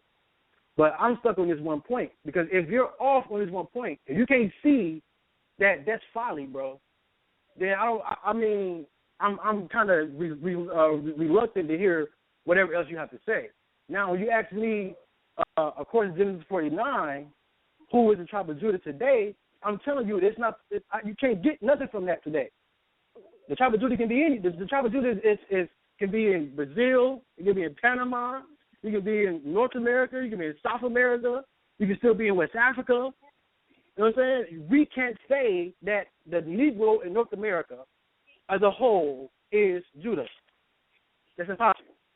And then can I piggyback off that? You know, that tribe's breakdown is completely bogus. If you take a look at what they say for Simeon and Levi, instruments of cruelty was in their habitation, right? They say that that's voodoo.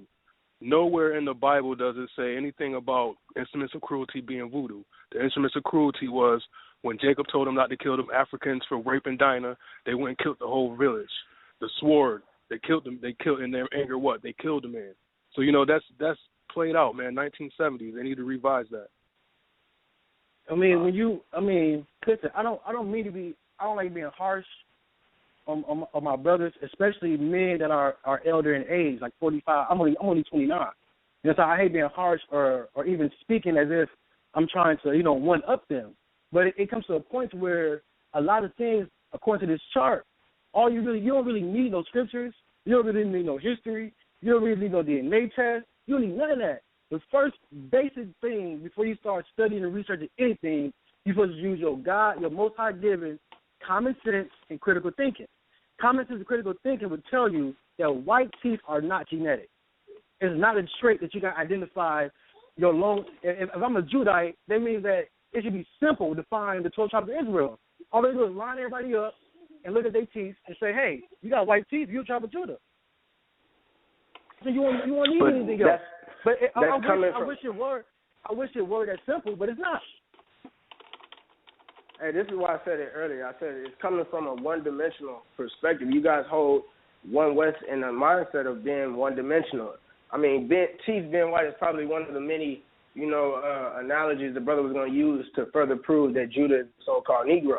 But at the same time, what you got to understand, is this Tazapanya? Real quick. Is this Tazapanya? Yeah. Bro, do you agree with that? Do you agree that white teeth is a genetic trait? I'm not going to hold on to just that one scripture.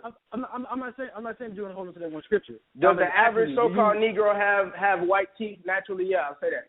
But as far as my point, what I'm saying, do you think, real quick, is that a determining factor? No, it's not a determining factor.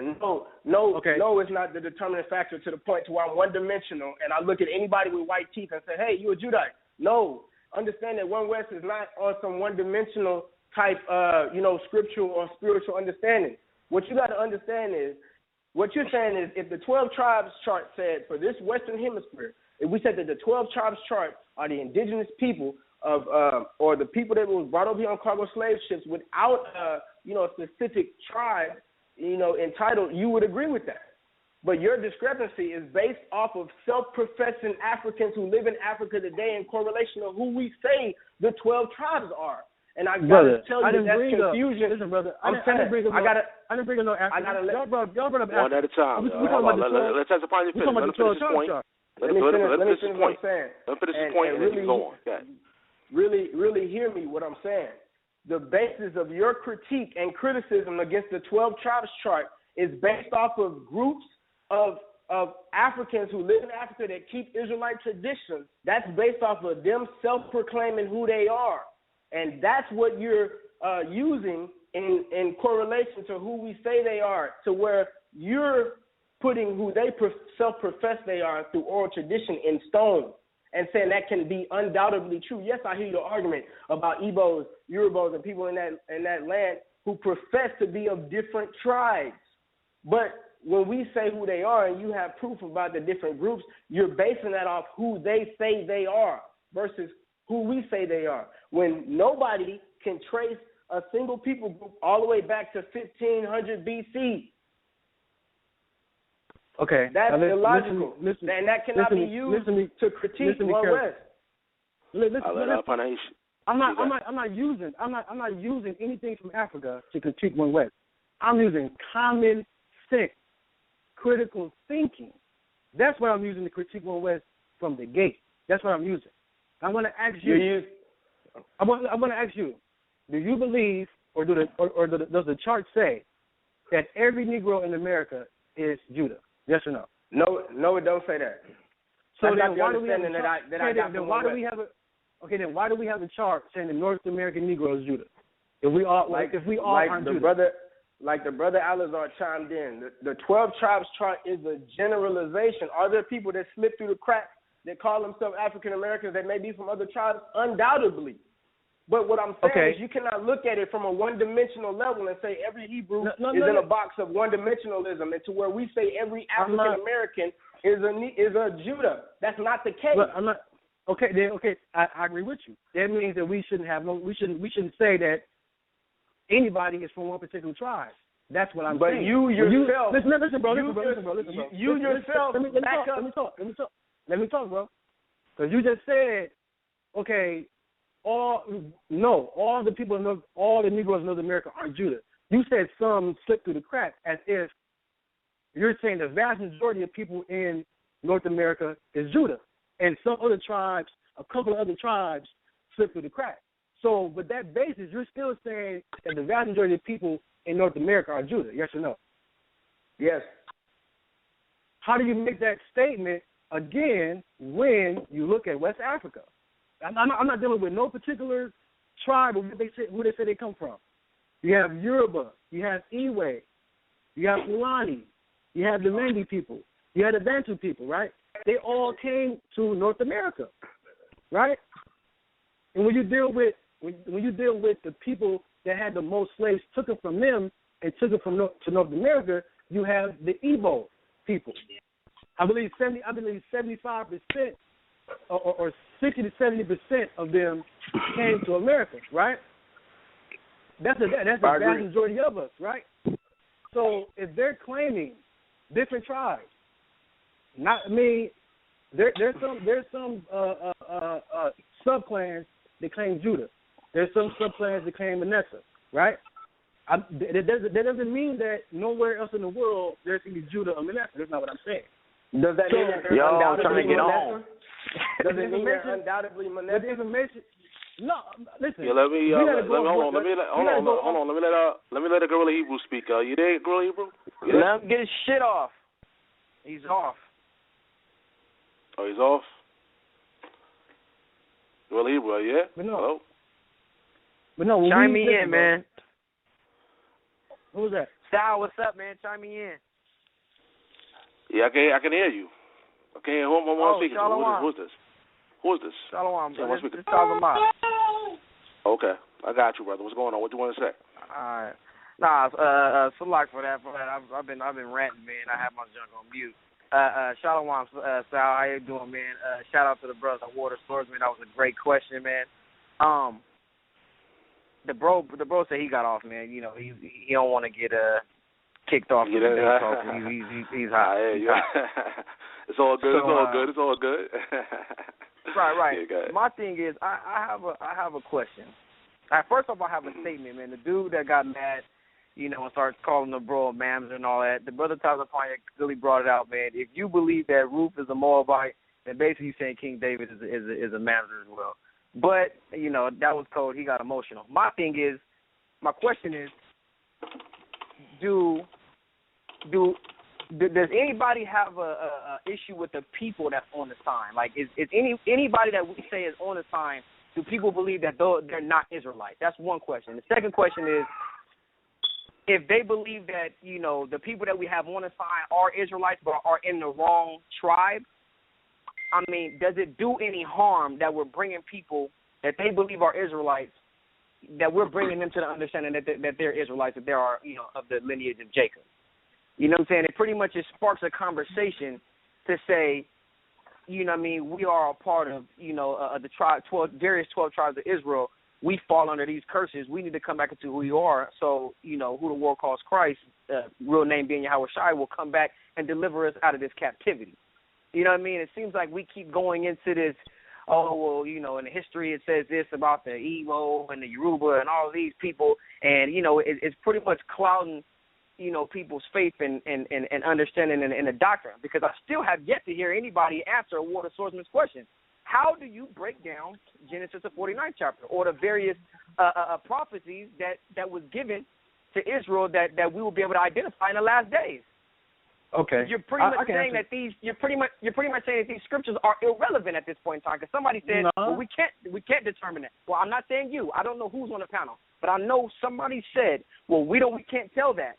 Okay, so you're saying that those scriptures are just pointless. What's the point of even having those scriptures, or those scriptures being given as prophecy, if we're going to be able to use them to identify who we are in these last times? So is it doing anything wrong to bring people in? Okay, real quick. Is it doing anything wrong to bring these people in? And, you know, what's your breakdown on the prophecy? Or is it irrelevant? Now, according to Genesis 49, when One West people refer to Genesis 49 and they break it down and concerning who's Israelites today, that's a One West doctrine. That's what you've been taught.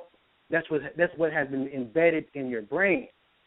Just like Christians are taught, John 3:16 is talking about the whole world. You can't tell them no different, right? And that's their religion. Now, your doctrine will be considered your religion. I'm not here to take you away from your doctrine or your religion. I'm telling you, there's nowhere in that scripture it's telling you or telling anybody that the Negroes are Judah, that the people in Mexico are Issachar, the people in Puerto Rico are Ephraim. That's not what it's saying, bro. I mean, it sounds good. It sounds good, and I really wish that it was that easy for us to do that and find those people. but that's not what it's saying. I don't have no identity breakdown for Genesis 49 because that's not what it's there for. That's not what it's there for. Anybody can take that same Genesis 49 and try to apply it to different people around the world. That's what the fake Jews and different people in Scandinavia and all other bull make charts, and they base their charts off of scriptures they interpreted to be them. We can simply eliminate that. You say, oh, brother's talking about the Yoruba and West Africa. If you're an African American, that's where you came from. That's where you came from. If you're African American, you came from Igbo, Yoruba, Fulani, the 6 major groups that got brought over here. That's where you came from. So it would be suffice for you to go back to those people and say, who do you say that you are? Where do you say you come from? Just like people go to your elders in your own family today and say, Grandpa, what's our family history? Where we come from? Who we are? You do the same thing. When you lose something, you trace your steps back. Being that the Guerrilla Hebrews no longer on the panel, let me bring on another person representing the One West camps. He reached out to me. Hold on, let me see. 413-205. You're live on air. Who am I speaking to? Yeah, this is Kadar Allah. Hey, what's going on, brother? Welcome to the show. Shalom. I'm on the behalf of defending One West, seeing how here's the thing. The discrepancy against One West is mostly based upon sentiment, and solely sentiment. The mere fact that they gave an entitlement on so-called edifying the One West doctrine, destruction of One West doctrine, shows the very intent of what's being put in place. Like, for example, Melchizedek, Panehesi, whatever the hell you want to call himself now, terrific historian, but the brother is double-minded. 1 minute, the brother's all over Instagram. He's all over Yahweh Ba'Shem Yahushua Barakatah. He's claiming to beat Judah and this and that. And the next minute, he crosses over to what he is now as a super Pan-Africanist. And that's just through observation. And he claims that he doesn't like speaking down on somebody he considers elders or whatever the case is. The thing is, all you have to do is observe, and these cats, they're very double-minded. And I can go on and on about that, but for the most part, let me try to defend and critique what that brother was trying to say in Deuteronomy, the 49th chapter.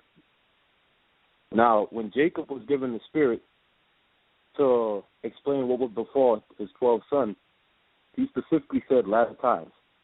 Now, this brother, Melchizedek, he said that the prophecies are vague. They're not applicable today, or whatever the case is. First of all, if we go by his premise upon DNA, upon oral history, that's trusting in man, and that's not trusting in a very divine aspect of how the Bible was concorded together as a blueprint. If that's the case, let's all follow Melchizedek, let him establish his own basis of foundation, and let's just all become Pan-Africanists, and let's all depend upon DNA, and let's all depend upon what they're saying in Africa. Let's depend on their self-professing, and let's see where that gets us. That's where they're taking it. They want to kill up the very works that's been put on place before them that put them where they're at, and they want to backtalk their elders. That's basically what this is all about. But when the brother was explaining Deuteronomy, the 49th chapter, dealing with Judah, first and foremost, his teeth being white with milk and eyes red with wine was referring to Yahweh Shai, because the scepter that shall not depart from Judah represents the rulership and the seed that will come from Jesse as a righteous branch, which in turn would be Yahweh Shai. Well, we're going to have to deal with that. Second, Judah would be at the neck of his enemies. When you're dealing with the different content within Scripture, you have to see how that manifests today on that particular tribe. Judah being at the neck of his enemies, you'd have to analyze each person to see how they would represent what the Scripture is saying. If you look at the American Negro and his very embarking in America, he is the head pinnacle of persons that's led every revolt, aside from Marcus Garvey, that's led every movement that's moved the Negroes to the very plight that they're at today, speaking as far as society, right? And if you look at how it says he's a lion's whelp, that's basically a young lion that's always on the attack, that's always on the forefront, that's always good. The American Negro is the very opposition to the white man himself, because he's right neck and neck with the white man. Now, Simeon and Levi, instruments of cruelty is not just marginalized down to how they killed the Africans based upon that rape aspect. Instruments of cruelty can refer to anything that's aligning with weaponry. Now, me, myself, I proclaim to be Levi, and I can tell you, based upon how our ethnicity works, we're raised with etiquette, we're raised strictly on the Bible, and nothing else others out of our faith except the Bible. That's all we do. We sleep, we breathe, and we eat Bible. And that particular aspect, that in itself, spiritually and analyzing it, that has to be Levi. And that's just on that alone. That's not dealing with history or anything like that. And when you look at how Simeon and Levi are brethren, right, and they would be divided, how can't you spiritually analyze that and see that that's the Dominican Republic and that's on the other side of Haiti, and they're right next to each other. Right next to each other. Both with the same practices of voodoo, right, and manifesting exactly what the scripture says. With an absence of analyzing the scripture and putting it into perspective as far as what we see and how it manifests, each person that's given as a disclaimer of what tribe that they come from, because it's solely based upon he say, she say within Africa. What you need to do is live amongst those tribes in Africa and do your own documentary and then come back, and then you have all the room in the world to speak everything that you're saying right now, because that's what the white man did when he lived amongst the Indians, and he said for himself, 17 of them did, William Penn, James Adair, and the list goes on. They said in analyzing and living amongst those Indians, the aboriginals of America, that they had to be of the stock of the 10 lost tribes, the lost tribes of Israel. They'd slap you silly with the rhetoric that you're being and calling all of them Spaniards and Mongols, man. Just because you live in that particular area where Mexicans may not like you or whatever running that you've had with them, that does not exclude them as being our brothers, man. They put in more work than you. As far as I can see, most of the people against one Sal, can you bring somebody in real quick? Now, the brother Nasi want to come in. 651 Nasi. All right, hey, you done, bro? Yeah, go ahead. Or you got some more stuff? Nah, go ahead. I'll wait. Now, when it comes to my view, for some odd reason, Hebrews think that Panehesi, Melchizedek, J.C. Hughes, that's my government name, is making up something new. That I'm going off the limb. Oh, he's a Pan-African. Don't you know that our ancestors, the elders here in America, North America, Rabbi Ford, Matthew Wentworth, Martin Delaney, I can go down the list, Edward Wilmot Blyton, they were Pan-Africanists. The Hebrews were on the front line of being Pan-Africanists. I didn't make this stuff up. I didn't one day wake up and say, I'm going to follow Pan-Africanism. From a child, I went to a Pan-African middle school. I knew about Marcus Garvey. I knew about all that constant stuff that people talking about, Black Wall Street, Marcus Garvey. I knew about all that stuff as a child. I wrote an essay about Black Wall Street in the 6th grade. You know what I'm saying? Now, when it comes to my perspective of of being a Pan-Africanist, it's not being a Pan-Africanist to be against anybody like a Mexican. Well, I know we have Afro-Mexicans, we have Afro-Latinos. I know that. But when brothers go off, when they don't make a distinction between these people, I don't have a beef with the Mexicans or Spaniards. To me, everybody's gonna have to follow the Most High. But if brothers are talking about identifying tribes and who people are, we can't not overlook history and disregard that. Now, again, when I critique the chart, the first thing I do is use common sense, critical thinking. First thing I do. And critical thinking will tell you that you can't get American Negro from that. Not saying that some people in America, some Negroes in America aren't Judah. That's not what I'm saying. You might have some Judites here. You might have some Levites here. You might have some people from Manasseh, from Ephraim, from Asher, from Zebulun, from Issachar. They're all over. You can't put them in one. You just can't say all Mexico is Issachar. All Puerto Rico is Ephraim. That's illogical, and it's not common sense. When you know the fact that these slaves that were took from West Africa came from six major groups from West Africa, 6 major ethnic groups that all claim different tribes. And I'm glad you told me that I need to go back and investigate. I will be in West Africa in September of this year, hopefully. And I will be doing field research in the Pt.2 University with manuscripts. It's not for myself or my self-edification. It's to put our history in concrete. Because when it came to the brothers coming as Israel, I was one of the first brothers to stand up to push them back. When they ask for bodies, I'm putting up bodies. That's for the bones of Israelites. I'm putting up bones. That's for graves. I'm putting up graves. They can't do nothing. They can't do nothing around it.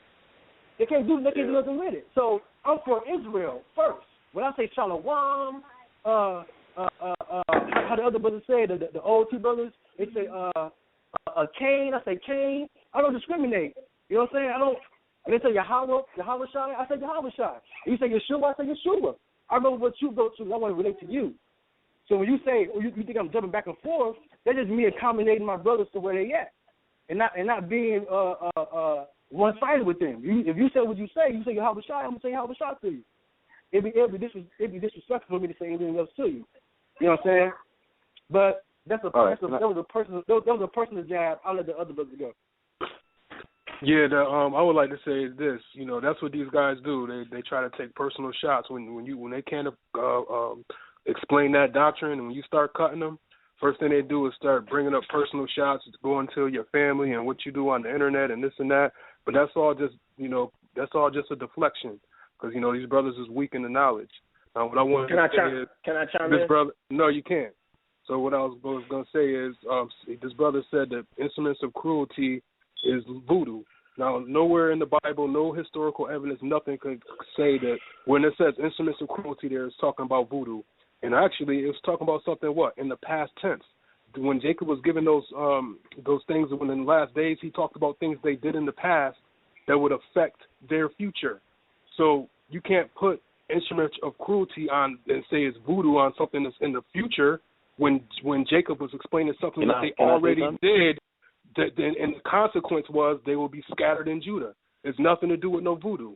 Yeah, go ahead. The scripture says the thing that has been is that which shall be, which means history shall repeat itself, no matter what vernacular it presents. Past tense, he slaughtered them with weaponry of swords, whatever the case is. Present tense, what would that be? You guys are stuck in what the past has said in the scriptures.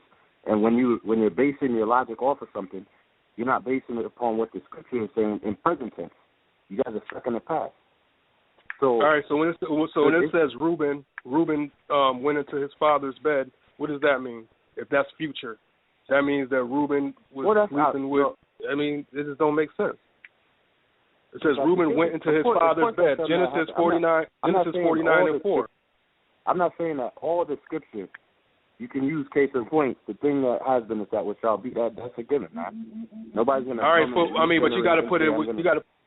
I understand that, but you got to put it within its proper context. If you're gonna go through Genesis 49 and say everything is gonna happen again or future, you got to make it make sense. Now, instruments of cruelty never had anything to do with witchcraft or voodoo. That's what I'm saying. There's no historical evidence. There's no biblical evidence of that. It's talking about a specific story that what happened. Cursed be their anger because it was fierce. The instruments of cruelty was what? Weapons. So how are you going to say now that that's voodoo when nowhere in the Bible does it say that? All you doing is being a parrot. You just saying, oh, well, Ariah said it was voodoo, so I'm just going to stick with that.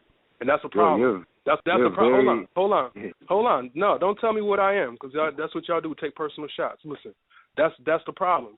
The camps ain't willing to update that doctrine and say, listen, you know what, Ariah might have went off.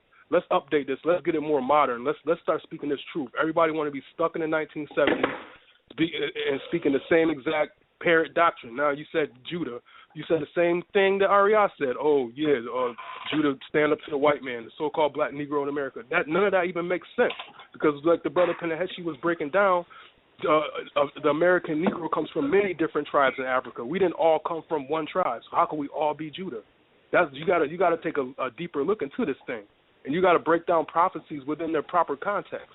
And then the other brother was saying something about Ruth. All right, yeah, go ahead. My fault. Yeah, sorry about that. But let me bring out Tazapanya in, and after that, we got to go to the phone line. We've been waiting patiently, so let's go to Tazapanya, and after that, we got to go to the phone lines. Go ahead. All right, I'm coming at Sha'ala. Please don't interrupt me, brother, because the brother is very emotional on the phone. This brother just is a hypocrite on so many levels, and he just proves himself in the speech. He just said when brothers get emotional and they can't say anything, then they get to calling names. The brother called Alazar Mamzer. The brother is known to be married to an Edomite. So if he has children or future children, are they Mamzers? Are we going to apply the scriptures that a Mamzer cannot, enter the congregation, or are we going to be hypocrites on every level and pick and choose what we're going to follow? I mean, that's so much hypocrisy. And the brother is not tempering. I just keep repeating that because every time he gets on the mic, he wants to debunk certain arguments and insinuations. All right. Piggybacking off what the brother Kadar said, what you guys really miss is the spiritual, understanding that comes from your historical findings. You guys don't weigh anything as far as spiritual understanding or allowing the Most High to give you a certain spiritual understanding. You guys are basing everything on the basis of history. Just like the brother said, he said it was different African tribes. You make the white man into a superhero. Like he came over to Africa on some Captain America stuff and was just throwing nets on any Jake he could find whatsoever. Show me in the original biblical history where Israel was not separated amongst tribes. You act like all of Israel, just dwelt amongst so many different tribes. When in the scriptures, Israel did not even live mixed. I mean, you bring up Levi because they didn't get an inheritance of the land, but you act like there's no separation. And as far as when the brother brought out about them making maps in targeted areas to which they would get their slaves from. I mean, what I don't understand is, and I keep repeating it, just like the brother Sha'ala, what he's received, he's basing the 12 tribes chart off of generalizations. I mean, off of claims of people that live in Africa. And what I'm telling you guys, that is not an applicable benchmark to knock the 12 tribes down, because no of those groups in Africa outside of oral tradition, which is what you're saying, that they just kept their tradition forever and never fell out of their traditions. And that brings us to the soup point that you brought up. That's not what I'm saying, and I don't think that's not what Brother Sha'ala is saying. Now, again, when I come up against the 12 tribe chart, it's not with African history, okay? When I do history on Africa and the Igbo and the Yoruba, that's your people. That's if you're a Negro in America, that's who you came from. That history is for you. It has nothing to do with the 12 tribe chart. I'm not knocking. Right? I'm not knocking that. Now listen. What I attack the 12 tribe chart with is common sense. I say it again, common sense. Like you just said, we all know that the Levites weren't given an inheritance, and they were scattered amongst the 12 tribes. And the Most High didn't give them an inheritance. So you mean to tell me that the white man, slave master, slave trader, gave them the inheritance of Haiti? Come on now, that's crazy. It'd be more sensible to say, listen, bro, we scattered everywhere, man. Like I said, you would have to do your own research according to who you are and what your family said that you are. You can be, all of us on the phone can be from different West African tribes. But we still all Israel. That's why when I teach African Americans, and they say, oh, man, what tribe I am? I say, bro, I don't know what tribe you are. But if your family came over here in the slave trade from West Africa, you're Israel. Now, your tribe, you have to go through your family history as far as you can go back to find your tribe. I can't tell you your tribe. You know what I'm saying? So don't think that my research on West Africa is geared towards debunking the 12 tribe chart. That's not what it's predicated on. I'm out to give our people in North America concrete proof, archaeology, DNA, linguistics, oral history, written history, first-hand accounts, all that we can give to have from our history that was took from us. So we can, when the Kemet community and the Black conscious community come against us and say, y'all ain't no Israelites, y'all this, y'all that, we'll have actual information to give them instead of a convoluted version of Genesis 49. We can't use that, man. We a nation of people. We should show and prove. The Bible says prove our things. We don't have to play around. We don't have to play around and dig around. You know what I'm saying? Everybody. Hold on. I got to bring Bro.Sha'ala in real quick. We got to go to the people. Bro.Sha'ala, you can mention something real quick. Then after that, we got to go to the people. Go ahead. Okay, yeah. The brother Panehesi, he hit it on the head, man. He said everything right. I mean, these brothers, they want to try to take personal shots at me, blah, blah, blah, but at the end of the day, I'm speaking the truth. Them brothers can't explain that chart, But I'd rather, let's just go to the people and see what they got to say. We got a lot of people standing by, and I'm hearing some stuff in the background, guys. So if you mute your mics for a second, and when it's time to bring you back, guys, then I'll bring you back in.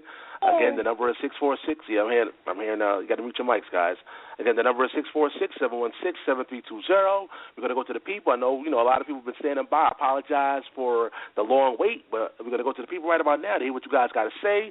Again, keep it clean, keep it professional. You know how we do out here. Keep it clean. So let's go to the people. Let's go to 678-660. You're live in there. How you guys doing? Shalom, shalom, shalom. Yo, this is Masada. So what I want to say is, I've been listening for a little minute. So what I was really trying to say is that the Guerrilla Hebrew, he didn't take a personal shot. He stated facts. Like, you have an Edomite wife, so that's part of the why you coming with the energy of trying to attack one West. That's not a personal attack. That's facts. But you How took is that it some fact? type of way. So that is a fact. Can you prove that I got an Edomite wife? Can you prove that I'm married to an Edomite? Everybody Please prove that. Please prove that. No, everybody's saying that. No, can you prove that? Yo, what is your calm proof? down. Stop being emotional. No. Stop being emotional. It ain't emotional. You come in here bearing false witness. Everybody knows you have an Edomite. Who though? Can you prove? Yeah, I got to mute everybody, man. I got to bring back the order. Again, we got to dialogue one at a time, everybody. Again, people can't hear when everybody's talking all together. Have to dialogue one at a time. Again, you know that number, 646-716-7320. We got to go to the people. It's the people's time. We have like 41 minutes left in the air. So, again, when you guys chime in, let's talk one at a time. People can't hear, everybody's talking all together. Let's go to the people. Let's go to 651-206. You're live in there. Yo, what's good? This your boy Nasi Mitzvah. I was hearing an argument, basically on behalf of the 12 tribe chart, which I also disagree with. Brothers say that Judah is the American blacks, according to Genesis 49, in verse 8. So I was gonna see if you can give me a little time just to give a quick breakdown of Judah. Yeah, real quick. Go ahead. All right, so I'm going to go to Genesis 49 and 8. Genesis 49 verse 8. Judah, thou art him who thy brethren shall praise. Thy hand shall be in the neck of thine enemies. Now let's see whose hand was in the neck of the enemies. Now these scriptures, when you go through these scriptures and get understanding of this breakdown, this is past, present, and future prophecy. You feel what I'm saying? But this verse right here is talking. This was past. This was already happened. Let's go to through the precept because we get understanding with the precept. Let's go to Psalms 18 and 40. Psalms chapter 18 verse 40. Thou hast also given me the necks of mine enemies, that I might destroy them that hate me. This verse right here is talking about King David, and we know King David is from Judah, and that's who that scripture, that verse was talking about, that thy hand shall be in the neck of thine enemies. That was referring to King David. You feel what I'm saying? And then I'll go back to Genesis 49 and 8. It says, thou art he whom thy brethren shall praise. Now let's get a understanding, another precept for this scripture to see who it's talking about, by who brethren shall praise. We can go to 2 Samuel chapter 5 verse 1. 2 Samuel chapter 5 verse 1. Then came all the tribes of Israel to David unto Hebron and spake, saying, behold, we are thy bone and thy flesh. Also in time past, when Saul was king over us, thou wast that he that leadest out and brought us in Israel. And Yahuwah said to thee, thou shalt feed my people Israel, and thou shalt be a captain over Israel. So all the elders of Israel came to King Hebron, and King David made a league with them in Hebron before Yahuwah, and they anointed David king over Israel. So right here, it's showing you clear as day that Israel was praising King David, and that's a breakdown from whom thy brethren shall praise. Let's go back to Genesis 49. I'm going to get this last one because I know I ain't got too much time. But back to Genesis 49. And I see. Kill them all, bro. Don't just do Judah. Kill them all. Get them all. All right. Genesis chapter 49, verse 9. It says, Judah is a lion's whelp from the prey. My son, thou art gone up. He stooped down. He couched as a lion, and as an old lion, who shall rouse him up? The sceptre shall not depart from Judah. So right here, it says the scepter should not depart from Judah, nor a lawgiver from between his feet until Shiloh come. So now we need to break down this about the Shiloh coming. You know, because this right here, it easily kills that making of a chart lie that they try to pull in Ezekiel, because they ain't nowhere in the Bible say we supposed to make a 12-tribe chart. So let's get a precept to Genesis 49, 9, and 10 about the Shiloh until Shiloh come. Let's go to the precept of that is 2 Chronicles 21 and 7. Because through precept we get understanding. 2 Chronicles chapter 21 verse 7. Howbeit, Yahuwah will not destroy the house of David, because the covenant that he had made with David, and as he promised to give a light to him and to his sons forever. Let's get another precept to this. Ezekiel chapter 20, verse 33. One more, brother. Through precept. Got more calls. All right, because through precept, we get, this is my last one. Through precept, we get understanding. Ezekiel chapter 20, verse 33.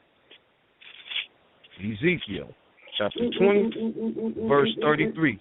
As I live, saith Yahuwah thy power, surely with a mighty hand and with a stretched out arm and with fury poured out will I rule over you, and I will bring you out from the people, and will gather you out from the countries wherein ye are scattered with a mighty hand and with a stretched out arm and with fury poured out, showing you this is the Messiah right here talking. And I will bring you into a wilderness of the people, and there will I plead with you face to face. Like as I pleaded with your fathers in the wilderness of the land of Egypt, so will I plead with you, saith Yahuwah thy power. And I will cause you to pass under the rod, and I will bring you into the bond of the covenant. And I will purge out from among you the rebels, and them that transgress against me. I will bring them forth out of the country where they sojourn, and they shall not enter into the land of Israel. And ye shall know that I am Yahuwah thy power. So right here is clearly showing you who's the gathering of the people going to be, and that's the Messiah. He's the ones that's gathering the 12 tribes of Israel together, period. So that's an end to that whole false chart that's being made and saying man's supposed to make a chart, because that's nowhere in the scripture, because the gathering of the people is going to be is through Yahushua, the Messiah. I appreciate the call. I want to respond to that. I respond to that. Mel says that you agree with all that, right? I mean, he was bringing. I mean, you had to deal with him. You know, that's. I'm asking you. You said go in on basing off. Yeah, I'm telling you. You agree with that? I was telling him to get all his scriptures out. That's that brother's breakdown. All right. So I'm a listen, bro. Listen. I'm a historian. That's what I do. Whatever your like the other brother said, you got to be spiritual to see it and break it down. Whatever your spiritual conviction, your religion is, I can't take that from you. If brother was on the street saying, hey, spiritually, I think the tribe of Judah is this person. Spiritually, I wouldn't even challenge that. Your personal spiritual conviction is yours. I'll be less than a man to try to take your personal spiritual conviction from you. You know what I'm saying? So it is what it is. I don't see Genesis 49 as saying as anybody is anybody. You know what I'm saying? I deal with history and history alone. My personal spiritual conviction is between me and the Most High, and nobody else. Then I would say that you're blinded off the premise to you validate people in Africa as being Hebrews based solely off of history, but you cannot go into the scriptures and show me prophecies fulfilled within these nations. Listen, wait. Who said I validate anything? They know who they are. I'm pretty You're sure. validating. I'm not validating anything, bro. This is what the people say they are. I don't have to validate. They don't need validation. They know who they are. Why? Listen, if your people, who you came from, is telling you that they Israel, and you're looking for your own identity, what do you need to validate? And we know through prophecy, whatever you want to say, we know that we got took from West Africa, and the people in West Africa say they Israelites. What do we have to say? You know what I'm telling you is you're listen, basing that. Listen, I don't have to validate. Listen. You confused. I'm not validating anything. All I'm doing is bringing this information out to the masses. These people have always said this. The world knows this. The Negro in America don't know this. All I'm doing is bringing the information out to the forefront. I can sit back and keep the information for myself and not tell anybody. But then Christ told us, don't do that. Don't put your light under a bushel. I can sit back and just retain all this information and not share it with nobody. That'd be cool. All right, Brother Kadar, you're still on. Go ahead. Yeah. I'm on? Yeah, go ahead. Okay. Go ahead. All right. I understand. I don't even know what to call you, man. Melchizedek. What is your name? And you can call me Melchizedek, you call me brother, you call me Panehesi, you call me Ezzy, you call me JC, it's my government name, you call me brother. Whatever you call me, you call me an enemy, because that's not what I am. All right, well, Melchizedek. I see the perspective you come by as far as the chart not dealing with specificity. The chart in itself, I guess the problem is knowledge has been increased so much that it seems that the old school is just doesn't work. So let's just throw it totally out the trash. If you look at how everything's modernized, right, and everything becomes up to date as far as technological advances, once that stuff expires, don't they always go back to the original of what it was created as and says it works better than this new updated stuff? You guys are going off of a hedge of, let's just fix this, let's fix that, you'll fix everything that One West has done. You guys are basically usurping the wisdom that you guys have over what One West teaches. That's all I'm basically seeing. And we could make the 12 tribes chart a little more specific, because it doesn't analyze in regional mapping of West Africa in particular, based upon your perspective. It's the Western Hemisphere of the Americas that we reside in today and right now. I mean, as far as I want to build with you as far as the 10 lost tribes, because yes, it's a known fact that they are within the Yoruba clans, Igbo, so on and so forth. But what about the Aboriginals here in America, Central, South, and North? And what about what the so-called what Esau has to say of his documentaries and all his studies, as far as James Adair and William Penn? James Adair did a fantastic job of putting up over 20 arguments on how he says through observation of living with 20 years amongst the Indians that they had to have come from the lost tribes, amongst many other scholars. And by no means do we say that every Puerto Rican, every Mexican, every Argentinian, so on and so forth, are Israel. That's not what we're saying. When you're trying to see from a One West perspective, you have to understand we're very spiritual in trying to discern things. We don't judge after the flesh. The Most High said that the flesh profiteth nothing. The words of spirit are words of life. So basically, the flesh, what you look like, your skin color, that does not matter. You have brothers that base Israelites off of their melanin. I mean, it's Blake Griffin. But that's where y'all come across as hypocritical. That's where y'all come across as hypocritical. Because y'all say, the skin don't matter. I wasn't done, brother, and I believe you. But then y'all go out and judge everybody based on their skin color and how you so speak. I'd rather not. One at a time. So let me finish. Right. I didn't interrupt nobody. So when you look at Blake Griffin, right? When I first saw him, I didn't know that his father was Haitian. I would have never guessed. But the dude is a Jake, you know.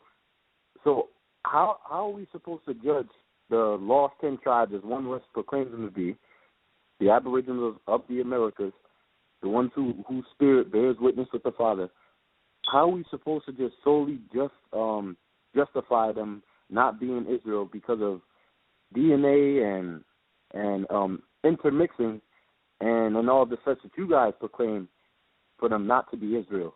And how you call them Mongols and Spaniards. I've seen you guys do a lot of mockery and spite off of brothers.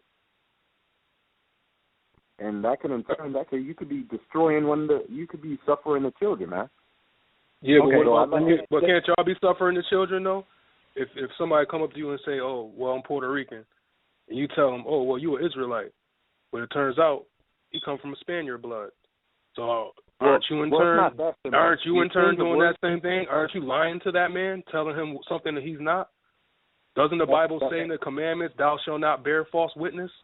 So y'all making all these excuses. That's not the. Listen, don't cut. Don't cut me off. Let me finish. Listen, y'all playing. Listen, y'all playing all these victim roles and saying, "Oh, well, what if you're doing that?" Well, what if you're doing that? What if you're lying to that man? What if that man say he Argentinian, knowing Argentina is 90% Caucasian?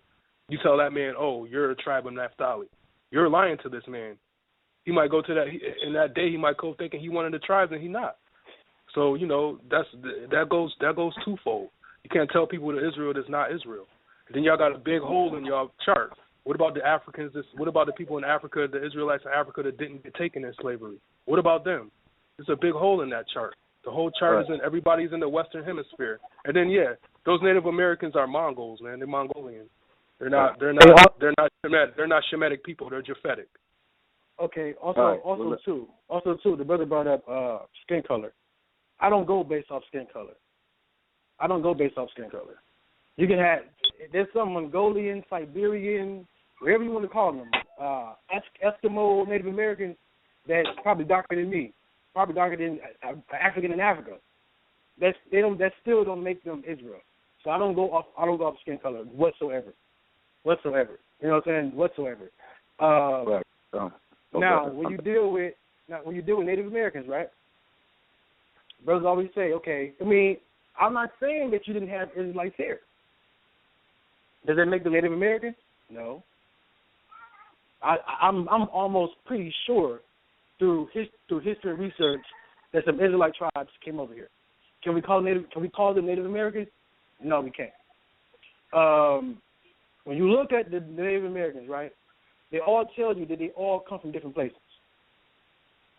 Some say, hey, we never left America. We always been here. Some say we come from the east. Some say we come from the west. They all have different stories of migrations, right? On top of that, when you go back to the 12 tribes, Jacob was black. He's a black man. His wives were black. They were black people. How did these Negroid, not talking about skin color, phenotype, how did these Negroid people have Mongolian, Siberian, Eskimo-looking people? What happened to the Native Americans that they changed so much from us? They don't look like us no more. What happened to them? If they're Israel, what happened to them? Right. So why they don't look like us no more? Not only they don't look like us, they don't share any of the genetic makeup we have. Why is that? You done? Yeah, I'm done. All right. We're dealing with phenotype. Phenotype efficiency will deter in generations later down the road if you intermingle with another ethnicity that's phenotype deficient as far as Negroid genes. If let's say that you come from, your mother is 100% Caucasian and your father is black. Now you have a son, he's light-skinned. He has a white wife, so on and so forth, you get the analogy. And that's through many generations. So the presence of Negroid phenotype, it's not going to be as profound as the progenitor of that Negroid phenotype. When you guys say Jacob is black, I understand that 100%. I understand that.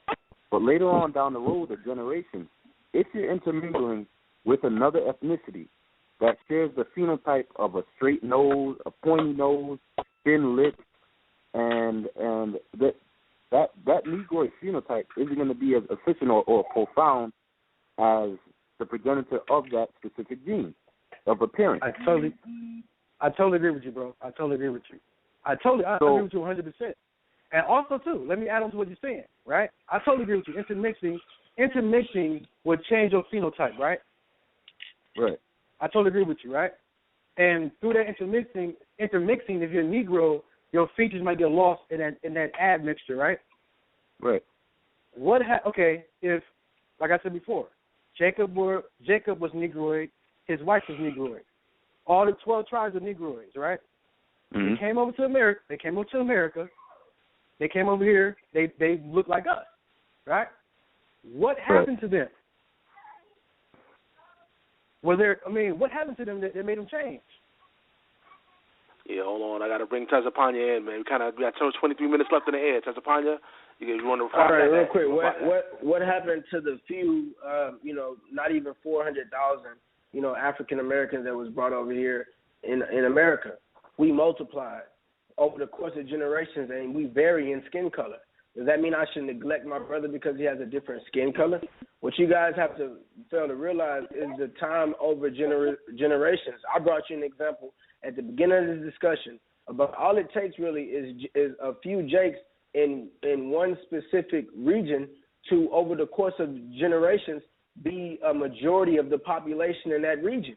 Being that there's 42 million African Americans living in America today, but 5% of the slaves came here. We vary in skin color. Every Israelite will not look like Shaft. I totally agree with you. What I'm saying is, what happened to the 10 tribes that came over here to where they don't look like their progenitors anymore? What happened to them? Wasn't the predominant case rape concerning the conquistadors and the Spaniards? That was one of their favorite customs and practices when they came over here. Exactly. When the conquistadors came over here, they raped them. Now this for your premise. I'm gonna speak hypothetically. Hypothetically, let's say Native Americans are Israelites, 10 tribes. Boom. Not all of them. Well, not all of them. Let's say the 5 tribes are. The 5 civilized tribes. I think one way taught that. 5 civilized tribes, right? What happened to those tribes? They got conquered by the Asians that came over here and invaded America that killed the men and raped the women, right? When the Spaniards came, they did the exact same thing. I know what you're getting at, man. If you want to run and say that the Native Americans are the 10 tribes, but guess what? They ain't no more because they have the Asians that came over here that raped them. They had the Spaniards came over here and raped them. And not only that, that's history. We can't argue that. That happened, right? Right. So when you do a DNA test with them, their DNA tells the exact same story of rape and conquest. This is patrilineal DNA. This is not mitochondrial. This is patrilineal. Real quick. That 90 to 60% of so-called Native American DNA goes back to Asia, Siberia, Scandinavia. These Mongolian slanty-eyed people. You can listen. We don't have to do a DNA test. No history. Get a picture of a Native American and get a picture of a black person. Put it side by side. How the hell are they related? If your wife if your wife got pregnant and she popped out a Native American baby, you're gonna be Omari. That's not our people. And real quick, if I can chime in on what you just said, and I was just saying beforehand, you said that all the 12 tribes are Negroid, and you based that off the father and mother being Negroid. But I didn't say. What do you guys? Listen, well, excuse me, real quick. Well, you said Negroid. All 12 tribes have Negroid features. Being that Jacob's wife was Syrian, and he was a so-called Negro. What is the benchmark, and what do you guys stand on when Sha'ala himself will say, all 12 tribes are Negro, but when you come to Noah, Shem, Ham, and Japheth, he'll say Shem and Ham are dark, but you mean to tell me that, he passed an albino trait to Japhite, and then Japhite passed the albino trait to other Japhites, and that became the European nation? When you brought up the Zion Bible, real quick, let me finish. I didn't bring that up. Let me finish. But I'm saying through your scholarship, you brought up the Zondervan Bible Dictionary to say that this includes when I bring Negro. That up. I'm not saying you brought it up at this debate right here. You previously brought it up. Can you stay on topic? Can I finish what I'm saying? I'm bringing in a point to what you guys stand upon a foundation. I'm just trying to draw the line somewhere.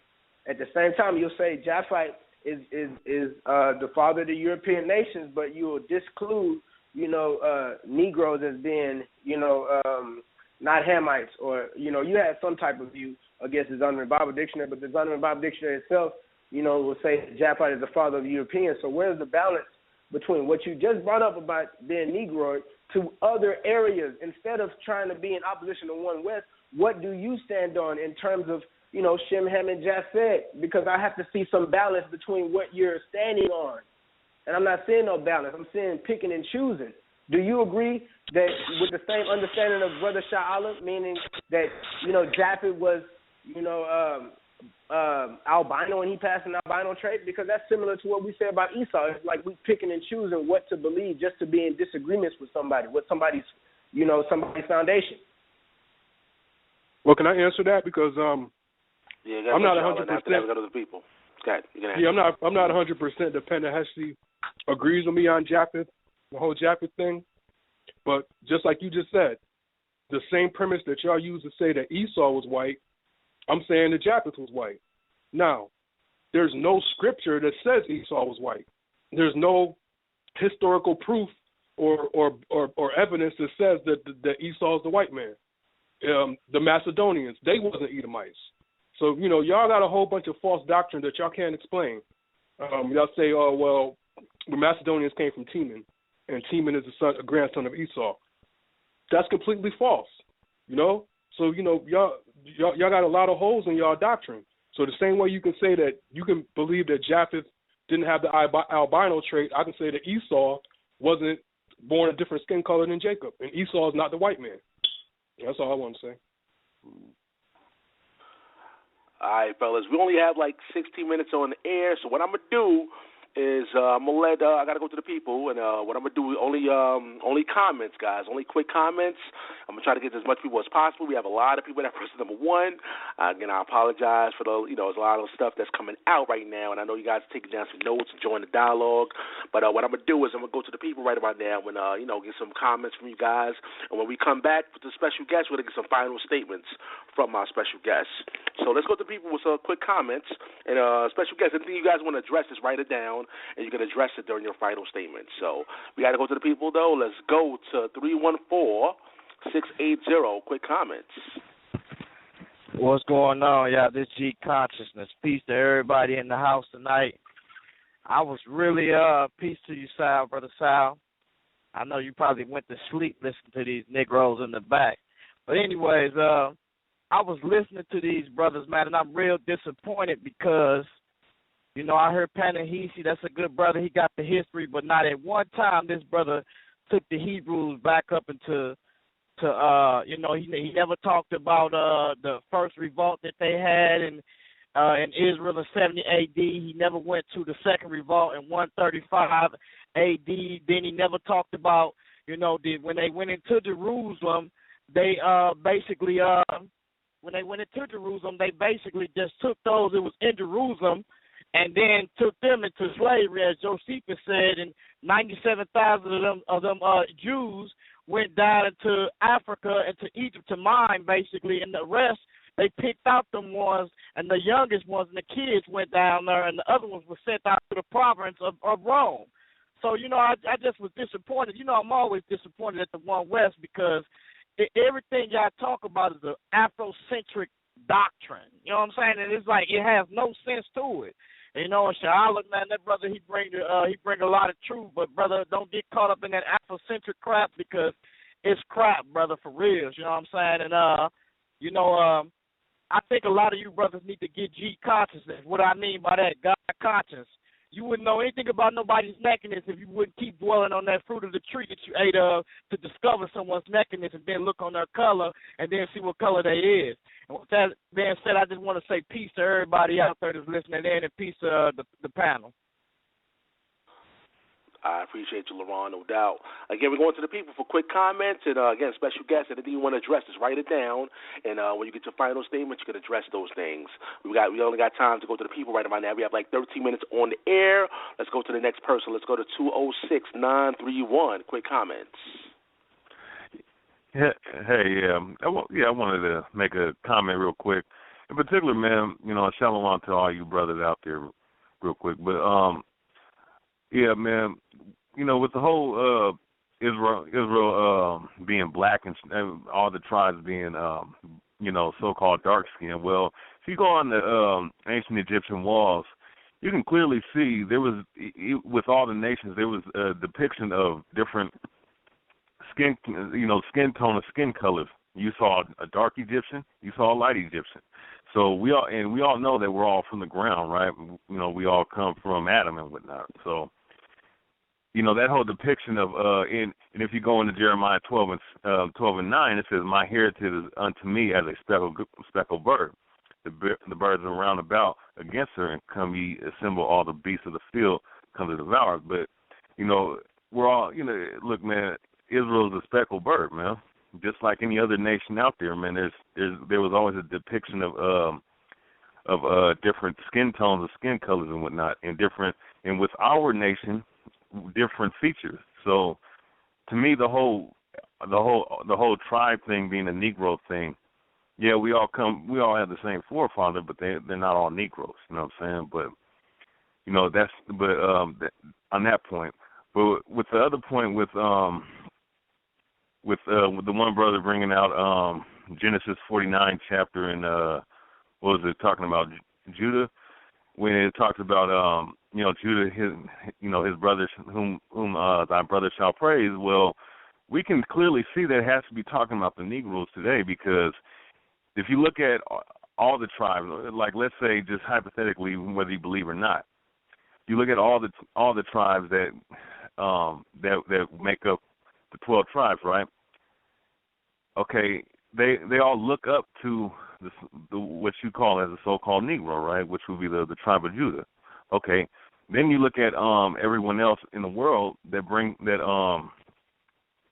everyone else in the world that looks up to the Negro and that does everything that the Negro does. So clearly that verse would have, for whoever that was that said that could have been generalized as anybody. You know what I'm saying? That clearly is talking about the so-called Negroes today. Now, the One West School had, what did it say, the American Negro? You know what I'm saying?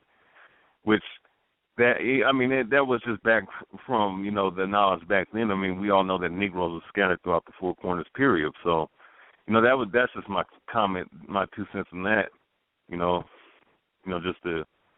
just to make my comments on that. So, Yeah, I appreciate that, man. I appreciate your call. And again, if you're listening on social media, if you're listening on Skype, you can press number 1. We can add you into the conversation. The number is 646-716-7320. We're winding down to the final minutes of Debate Talk for You. We're going to hear some more from the people, and after that, we're going to hear from the special guests, some last statements from the special guests. But let's go to the people again. We're going to go to as much people as possible. Let's go to 832-908. Quick comments. Shalom. This is Coach Yafia. I just want to say that before, maybe just a few weeks ago, I had never heard of One West before.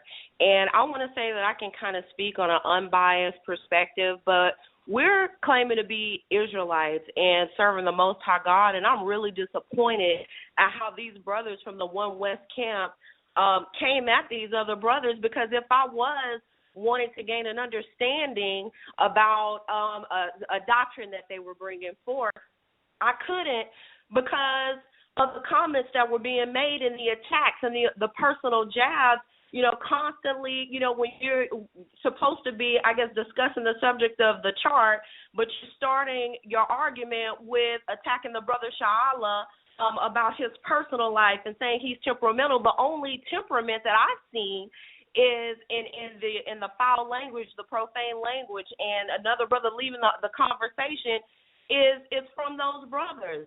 And we're supposed to be coming together to build and to research, and I don't see anyone but these brothers who are attacking the chart, because the chart is false, and to do the research. And how can you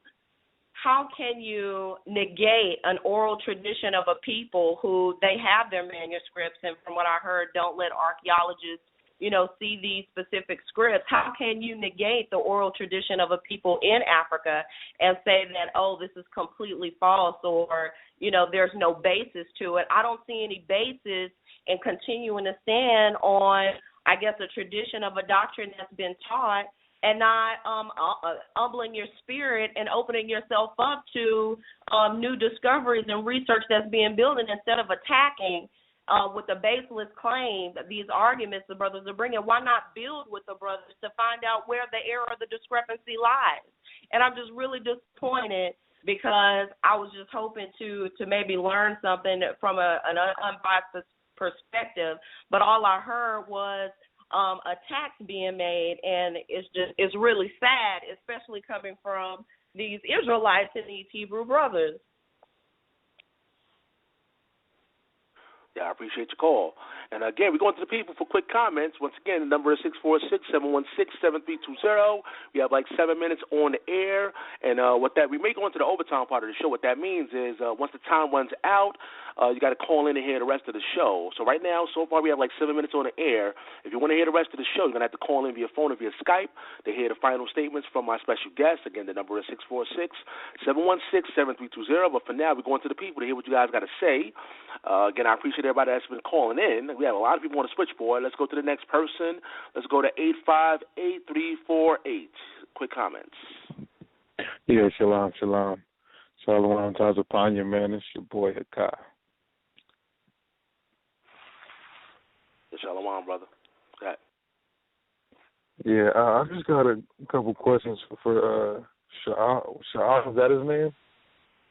Oh, actually, it's sorry about that. It's the quick comment segment of the show. We run out of time, man. So apologize for that. But if you have any quick comments, you can go ahead. Well, yeah. I mean, if brothers want to, say that 12 Tribes chart is false, I just wanted to know if they had any implementation of a more accurate and correct chart. Also, if we're not supposed to be identifying our people, how do we feed the flock as the Lord commanded? That's basically it. I appreciate that, man. Maybe they could address those things during their final statement. Let's go to the next person, though. Let's go to 214-517. You're live on air.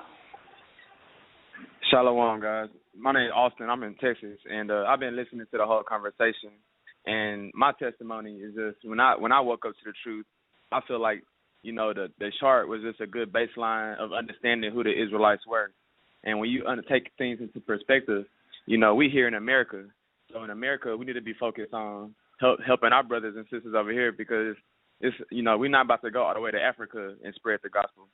And the thing is, that's a good baseline. We understand the features of our brothers, having the nose and the woolly hair and the burnt brown skin, burnt brass skin. But when you increase your knowledge, we see that Solomon, he had strange wives.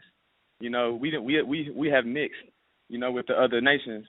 So a lot of times it gets hard to tell which tribe you in. So it comes down to based on the faith, being able to test the spirits. But I just got one precept to share. It's in 1 Timothy chapter 1, verse 4. It says, "Neither give heed to fables and endless genealogies, which minister questions rather than godly edifying, which is in the faith." Because when Jesus came, he gave us the grace and mercy. You know what I'm saying? So that's what we need to be telling our brothers about the gospel. You know what I'm saying? And avoid those endless genealogies. And that's pretty much all I got to say. All right, man. Appreciate your call, brother. And, again, we have like 4 minutes on the air, guys. 4 minutes on the air. What that means, once the time run out, if you're listening on social media, And you won't be able to hear the show anymore unless you call in via phone or via Skype. Again, the number is 646-716-7320. So if you want to hear the rest of the show, you're going to have to call in or wait for later on and hear the archives. Let's go to www.blogtalkradio.com/debatetalkforyou. If you want to hear the rest of the show later on, or you can call in right now live and hear the rest of the show. But we're going to the people again to hear what you guys got to say. Again, the number is 646-716-7320. Let's see who's on the switchboard. Let's go to 414. Oh, no, not going on. But let me go to 408-896. You're live in air. There you go. 408-896. Ezekiel. Hey, what's up, brother? How you doing? Can you hear me? Yeah, so it's Ezekiel. I just got a lesson, 60-second. It's kind of like a prophecy because when I was in the stillness with the Lord, I kind of did see something with Tazapanya from the One West camp. And remember how they think it's all about the racism, but I saw that there's not racism to the core with Tazapanya. And in what I was seeing was that, Taz was on the street. He was doing his thing, remember, right on the street. But then there was a white guy holding a baby, and he was telling Tazapanya, I don't believe you're fully a racist. And Taz was like, yeah, I'm racist. Yeah, I'm against white people. But then the white guy threw his baby that he was holding toward Tazapanya, and Tazapanya grabbed and held and saved the baby. And then it's kind of like a vision. Well, he said, you're basically just proven that you're not racist because you just caught this white baby and you didn't let it hit the ground. And that's just basically the nutshell of what the Lord showed me about One West camps. Peace. I appreciate that call. All right, once again, the number is 646-716-7320. We now have 2 minutes on the air. 2 minutes on the air. You're going to have to call in and hear the rest of the show live. Again, the number is 646-716-7320. We're going to the people. We want to hear from you. We're hearing from the people right about now. Hear what you guys got to say. So let's go to 404-704. You're live on air.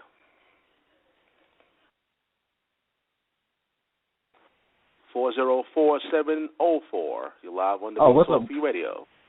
Shalom, brother. This is Brother Uzi Yahoo from Atlanta. So I was listening in, didn't get to hear the whole thing, man, but just brief comments. First off, man, I love all Israel, man. One West camps and my other brothers. But love, it has to be some kind of critique. And the One West brothers, like I said, there's much love, but I was raised in the events.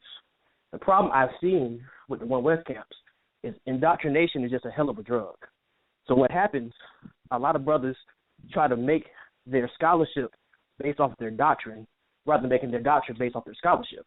And what happens, while you're studying, you're looking from that one worldview. The problem with the One West brothers, if they can just pull back from their doctrine and look at the scholarship and the facts, I promise you, everything starts to make sense. But until you do that, it's like you're blocking the full purpose of Israel being a light unto the nations, because they're supposed to look at us and say, wow, look at these people. They're progressing. They're doing this. They're doing that. We want to follow their Elohim. And like I said, man, if they can really pull back and really see that, because I've built with plenty of One West brothers, and once they got past the straw man arguments and once they got past the hold on to the doctrine, we really got into some good conversation about scholarship. And we may not agree on everything, but at least for that moment, they pulled the indoctrination back, just like the Christian church does, where they want to keep on saying Jesus is Lord and God and all this other stuff, and really dug into it. It was a beautiful build. And that's all I got to say, brothers, man. Keep on building, keep on striving. Shalom, shalom. Shalom, brother. We're gonna take maybe a few more callers, and after that, we got a whole lot of callers. I can't get to everybody, but we definitely going to get to as much callers as possible, maybe 2 or 3 more. And after that, we're gonna go to the final statements, part of the show. Again, your number is 646-716-7320. Let's see who we have here. Let's go to 202-704. You're live in air. All right, what's going on, Sal? This is Brother Chris or Brother Anab in Israel. I'm just kind of disappointed with, every time you pretty much pull, brothers that come from the One West kind of school of thought, all in their doctrines, they want to try to throw straw man arguments and try to attack brothers' character, talking about, bro, wife of Edomite, and, so on and so forth, or, just get mad, disrespectful, you weak, blah, blah, blah, blah.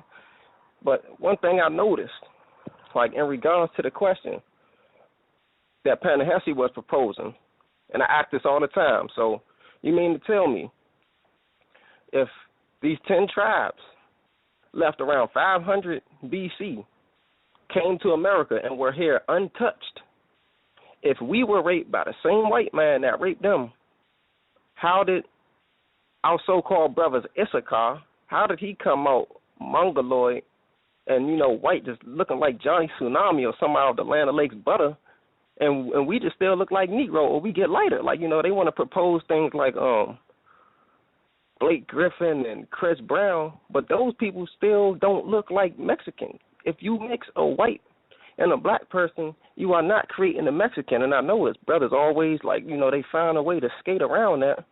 They want to say it's spiritual. But even the word spiritual itself doesn't mean what they use it for when they try to make that justification. So, that's all I wanted to say. Now, I'm mad that I really kind of missed the whole show, but that's pretty much my thing involving the chart. And the brother who made the last comment, he made a very good point on how brothers base their scholarship off their doctrine instead of their doctrine off their scholarship.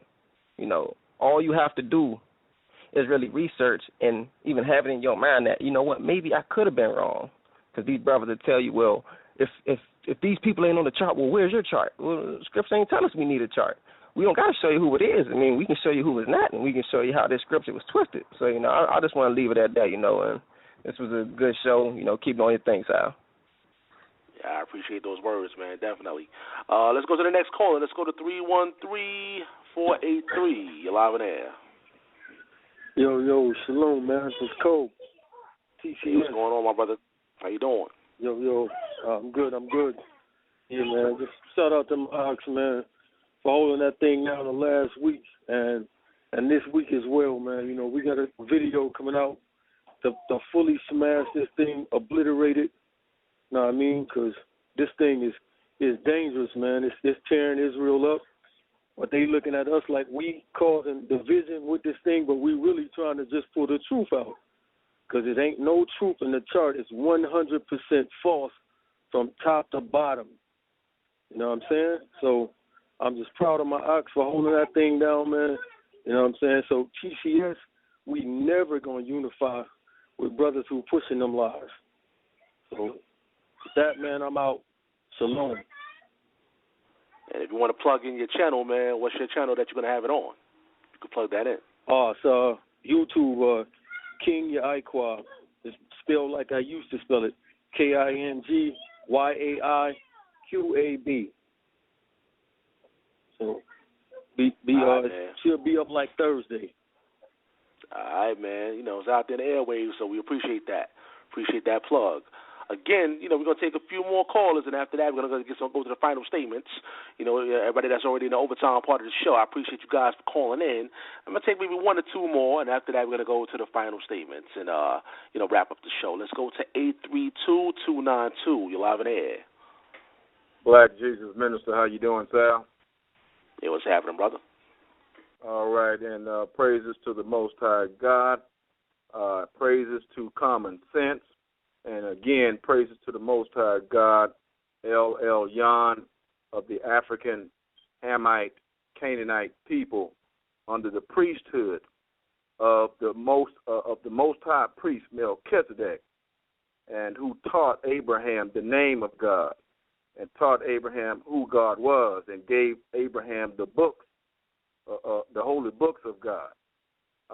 To all the brothers, I am very pleased to hear that you brothers, or the majority of you brothers, are agreeing and exposing the falsehood of this 12-tribe chart.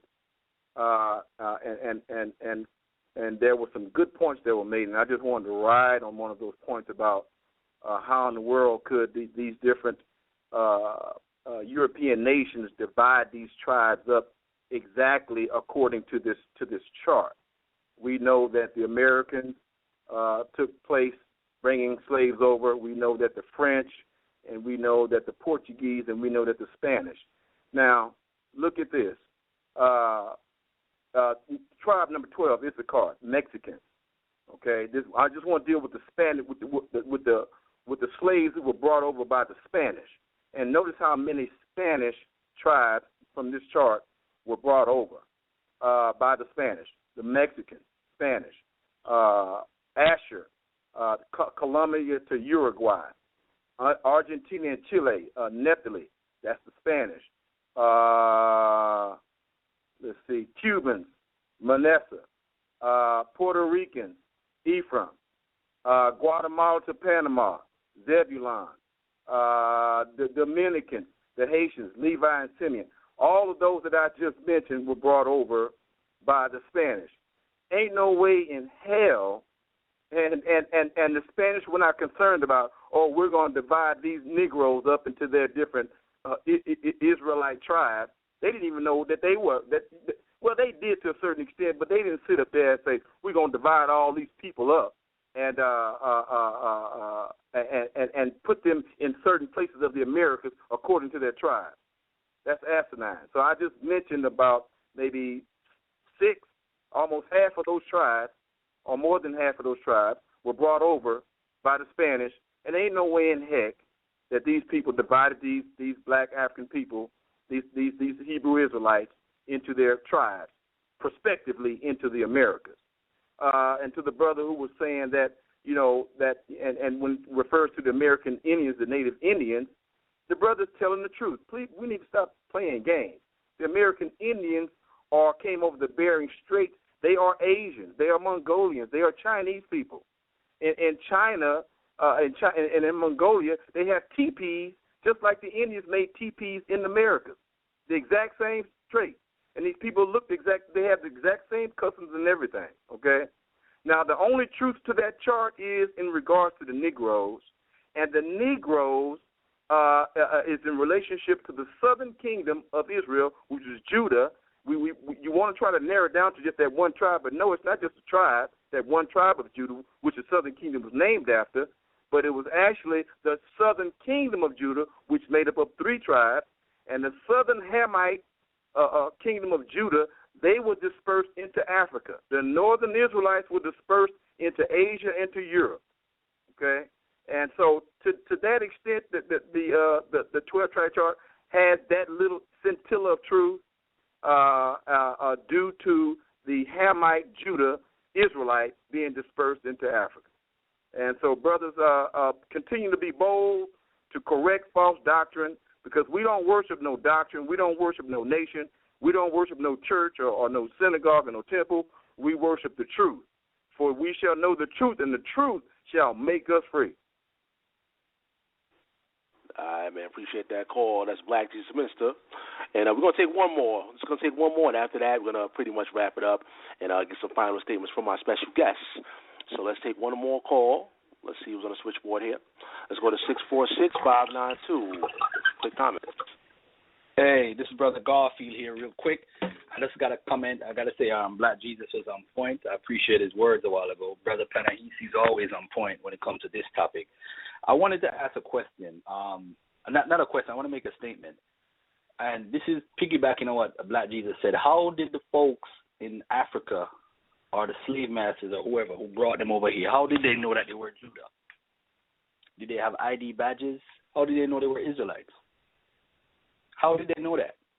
Can anyone who follows the 12-tribe chart show me in history where the 12-tribe chart is mentioned before 300 BC? Anywhere in history at all. Nobody knows this 12-tribe chart except the people who follow a doctrine. I'm just going to leave it there. Peace, bro. Thanks for your call. That's Garfield Reed right there. It's Real Talk Live Radio. Check that out. Blog Talk. All right, we're going to go to the special guest now, and, we're going to get some final statements. And any thing that was addressed by the callers, if you want to address that, this is your time. You can include that in your final statements. And we're going to go to, let's see who we're going to go to first. Let's go to Brother Kadar. Let's see, 413, you're live in the air. Last statements, brother. Go ahead. Yeah, wow. Barren Skates. I didn't know that people were still following such an implausible theory as far as the Barren Skates, but on that behalf, there's scriptural significance regarding the 10 lost tribes and the migration in which they be in America. Now, I know there's various other doctrines that say otherwise, but my spirit bears witness that those brothers who came here into the Americas are a part of the 10 lost tribes. Now, when I say that, I'm speaking in terms of the aboriginal Negroid Indians and the seed that comes forth from them and their posterity from that seed line. No matter what phenotype deficiency they may carry, you cannot judge a book by its cover, because eventually the spirit will bear witness that you know that's your brother or that's of another nation. So that I didn't know that people were still rocking with that, but nonetheless, Garfield said that how did the slave masters know that we were Jews? I mean, that's a childish sort of question. They knew who they were picking up. When they came along the west coast of Africa, we were given many misnomers as far as being black gold, as far as being hand-selected from those specific regions in Africa. They knew that who they were picking up. The Zionist Jews actually financed the slave trade and slave ships, and they knew who they were going to pick up and enslave as a nation of people, right? So this isn't something that went beyond and way past the heads of our slave masters and the people that held us captive. I don't know who used that as far as that being a benchmark to know what tribe that we are from, but that was just in regards to Garfield. They didn't just pick up a bunch of melanated people and not know that they were picking up a chosen and peculiar people. I mean, if Christopher Columbus knew where he was sailing to and knew that he was going to sail to the people of God because he got that from the misnomer of Second Esdras, why wouldn't the Europeans know when they came along the shores of Africa? But I mean, at the end of the day, we're all going to face the Most High. We're going to be judged off of our works. And I guess we're just going to have to see what work has come by man and what work has come by faith and what work has just been vanity. But my work is to help my people and edify what my spirit bears witness to as far as the love of the nation of Israel, and that's what I have on my behalf. Yeah, I appreciate you calling in. And do me a favor, if you could, if you're on Facebook, my brother, to send me a friend request. My name is Sal Showtime on Facebook. And, I want to put your information in the description box just in case people want to reach out to you that heard this show. So whenever you get a chance, just type in, Facebook Sal Showtime, and I can attach your information on the description board right here on Blog Talk Radio. But I appreciate you once again for joining the panel, Debate Talk for You. All right, so we're going to go to the next special guest. We're going to go to Panehesi. And I guess you're going to get some final words right now to the people. You can go ahead, brother. All right, shalom. My final word is this. The best tool of measurement for that chart, I'm going to say it again, is critical thinking and common sense. If you analyze this stuff with critical thinking and common sense, you can't, if after that, you can't come to a common sense conclusion. That means it's false. It's point blank period. I mean, it's no validity to it. I hate to be harsh. I know brothers teach that. That's what they stand on, and they push it so hard with so much conviction, you can't go back on it. Now, if brothers go out and teach, and they say, well, the chart is based off of spiritual discernment, and that's how we identify the tribes, listen, I wouldn't knock that. I wouldn't knock that at all. That's what your spirit resonate with your spirit. If these are the people, I can't take that from you, bro. But if you're gonna use history and say that it's historical, then you're gonna have a problem. And especially if you're going out screaming at people and saying that these people on the charts and saying who isn't on the chart, that's a problem.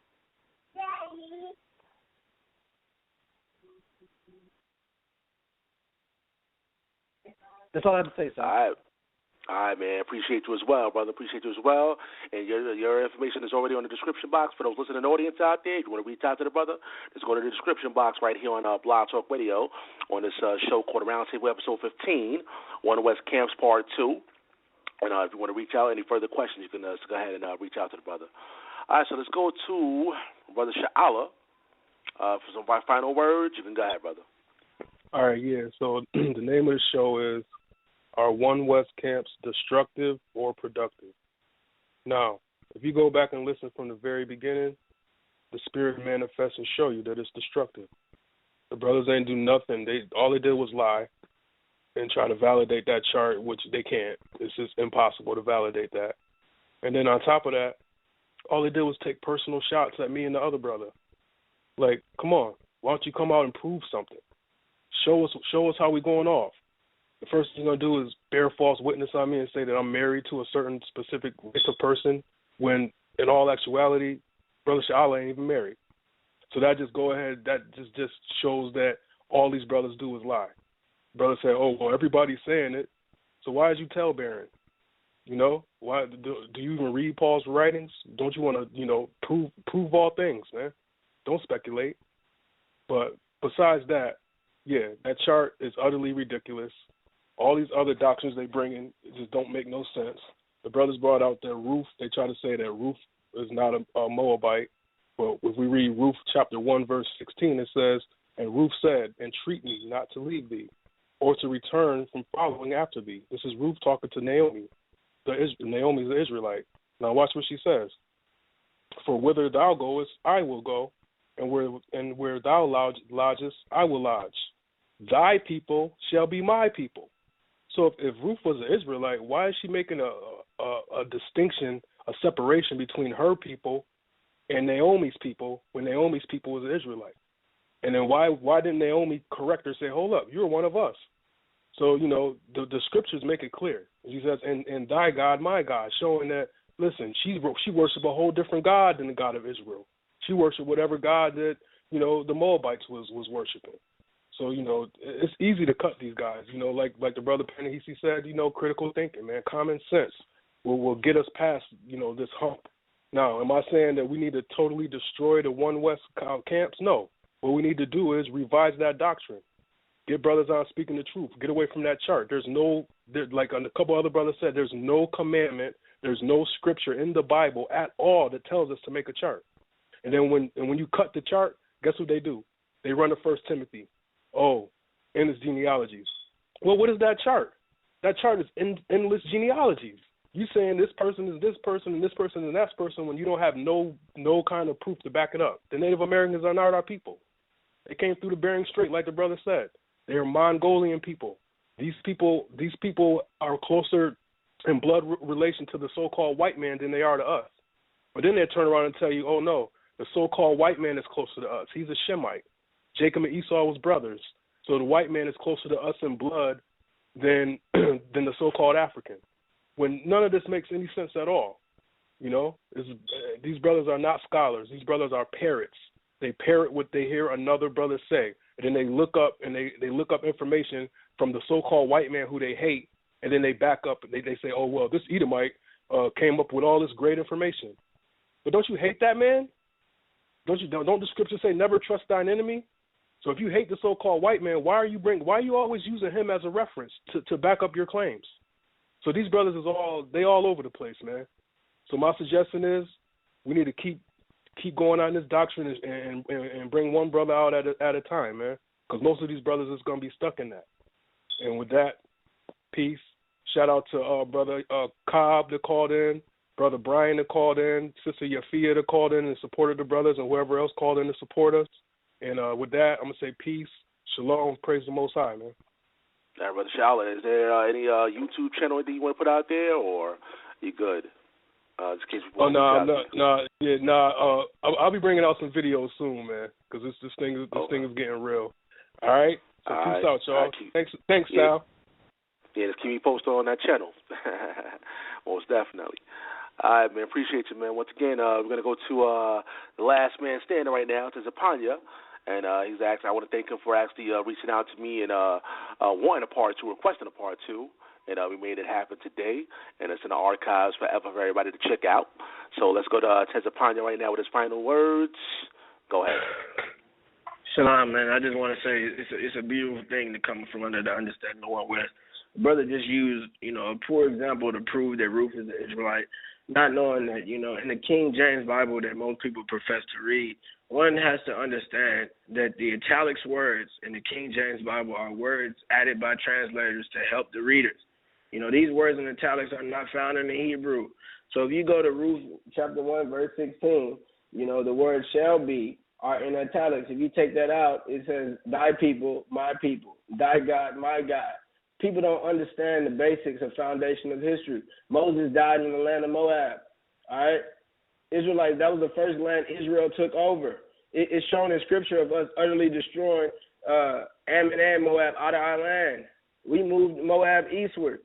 This is First Chronicles chapter 8, verse 1. It says, now Benjamin begat Bela, his firstborn, Ashbel and the second, and Aharan the third. Let me jump down to verse 8 for the point. And Shaharim begat children in the country of Moab. I can go all throughout this Bible and show you, the origins of land and Israelite territory to prove that Ruth was an Israelite. The problem is brothers are so, used to being among these nations to where there's thorns in their understanding and their conscience has been seared. The brother that called in made a beautiful comment about, how Judah is a so-called Negro and, him as his brothers shall praise. That's clearly seen from a spiritual understanding. And the brother Panehesi knows that a majority of the 12 tribes is based upon a spiritual discernment. What people have to understand is every person on the face of the earth emulates the so-called Negro in America. Show me the LeBron James living in Africa right now. Show me the Carl Lewis. Show me, the singer. Show me anybody, that the trendsetter that everybody looks after. The problem with brothers is, they are mad because the One West Foundation is so fruitful that it has multiplied over this nation to the point to where these guys are outnumbered. So now they have to build up a wall to destroy the foundation and doctrine of One West without letting the fruit be manifest. Brothers worried about the wrong things and not understanding that brothers are being brought back to their nationality. Brothers are being brought back into keeping the Most High's commandments. Brothers are brought back to dealing with each other as brethren. But people don't understand that. People want to sit and pick differences when I can pick differences with what you guys believe in. But it seems the problem that One West has become so fruitful that brothers are offended and they see it as a threat for the future understanding of, knowledge increasing. These brothers feel because they as individuals disagree. They want brothers that have been born into the knowledge and understanding of foundational One West to leave that for a broken cistern which they follow that cannot hold water.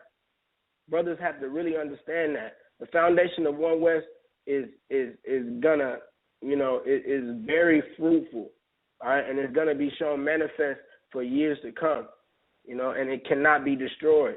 Just like the scripture says, if it's uttermost high, it will be, manifest. You guys trying to destroy One West, why don't you guys push what you push? Why don't you build what you build and let's see the fruit upon it?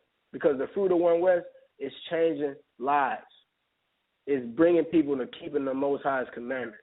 You guys worried about weightier matters, but what it comes down to is who's keeping these commandments and in sincerity and truth, regardless of doctrinal differences. You brothers gotta grow up and I guess be seasoned in this thing to not necessarily be in opposition or be willing to tear down everything. You tear down, One West, Panehesi, when you go to Africa, you're going to be tearing down that shit? I doubt it, because you're going to come out there with some type of respect and remorse for what the foundation they've established. With that, I'll give all praises to Yahweh, Ba'ashem Yahushua, the Most High in Christ in the original Hebrew that I follow. But, it's been a good dialogue, a majority with the brother Panehesi. Bro.Sha'ala, I still feel is an emotional, standpoint to where he has a thorn in his conscience to where he cannot think. But, Sal, thank you for the opportunity, man. And, Shalom, man. Kwam Yasha'Allah, Awab Adawam, Kadawam.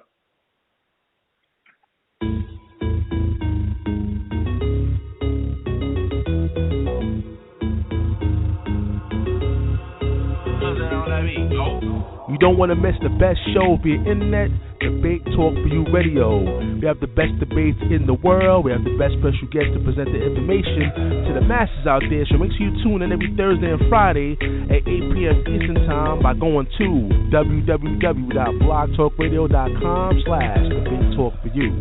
The number is 646-716-7320. If you want to tune in via phone or via Skype, once again, that number is 646-716-7320. Save it to your cell phone. Let people know that Debate Talk for You is official. Check us out.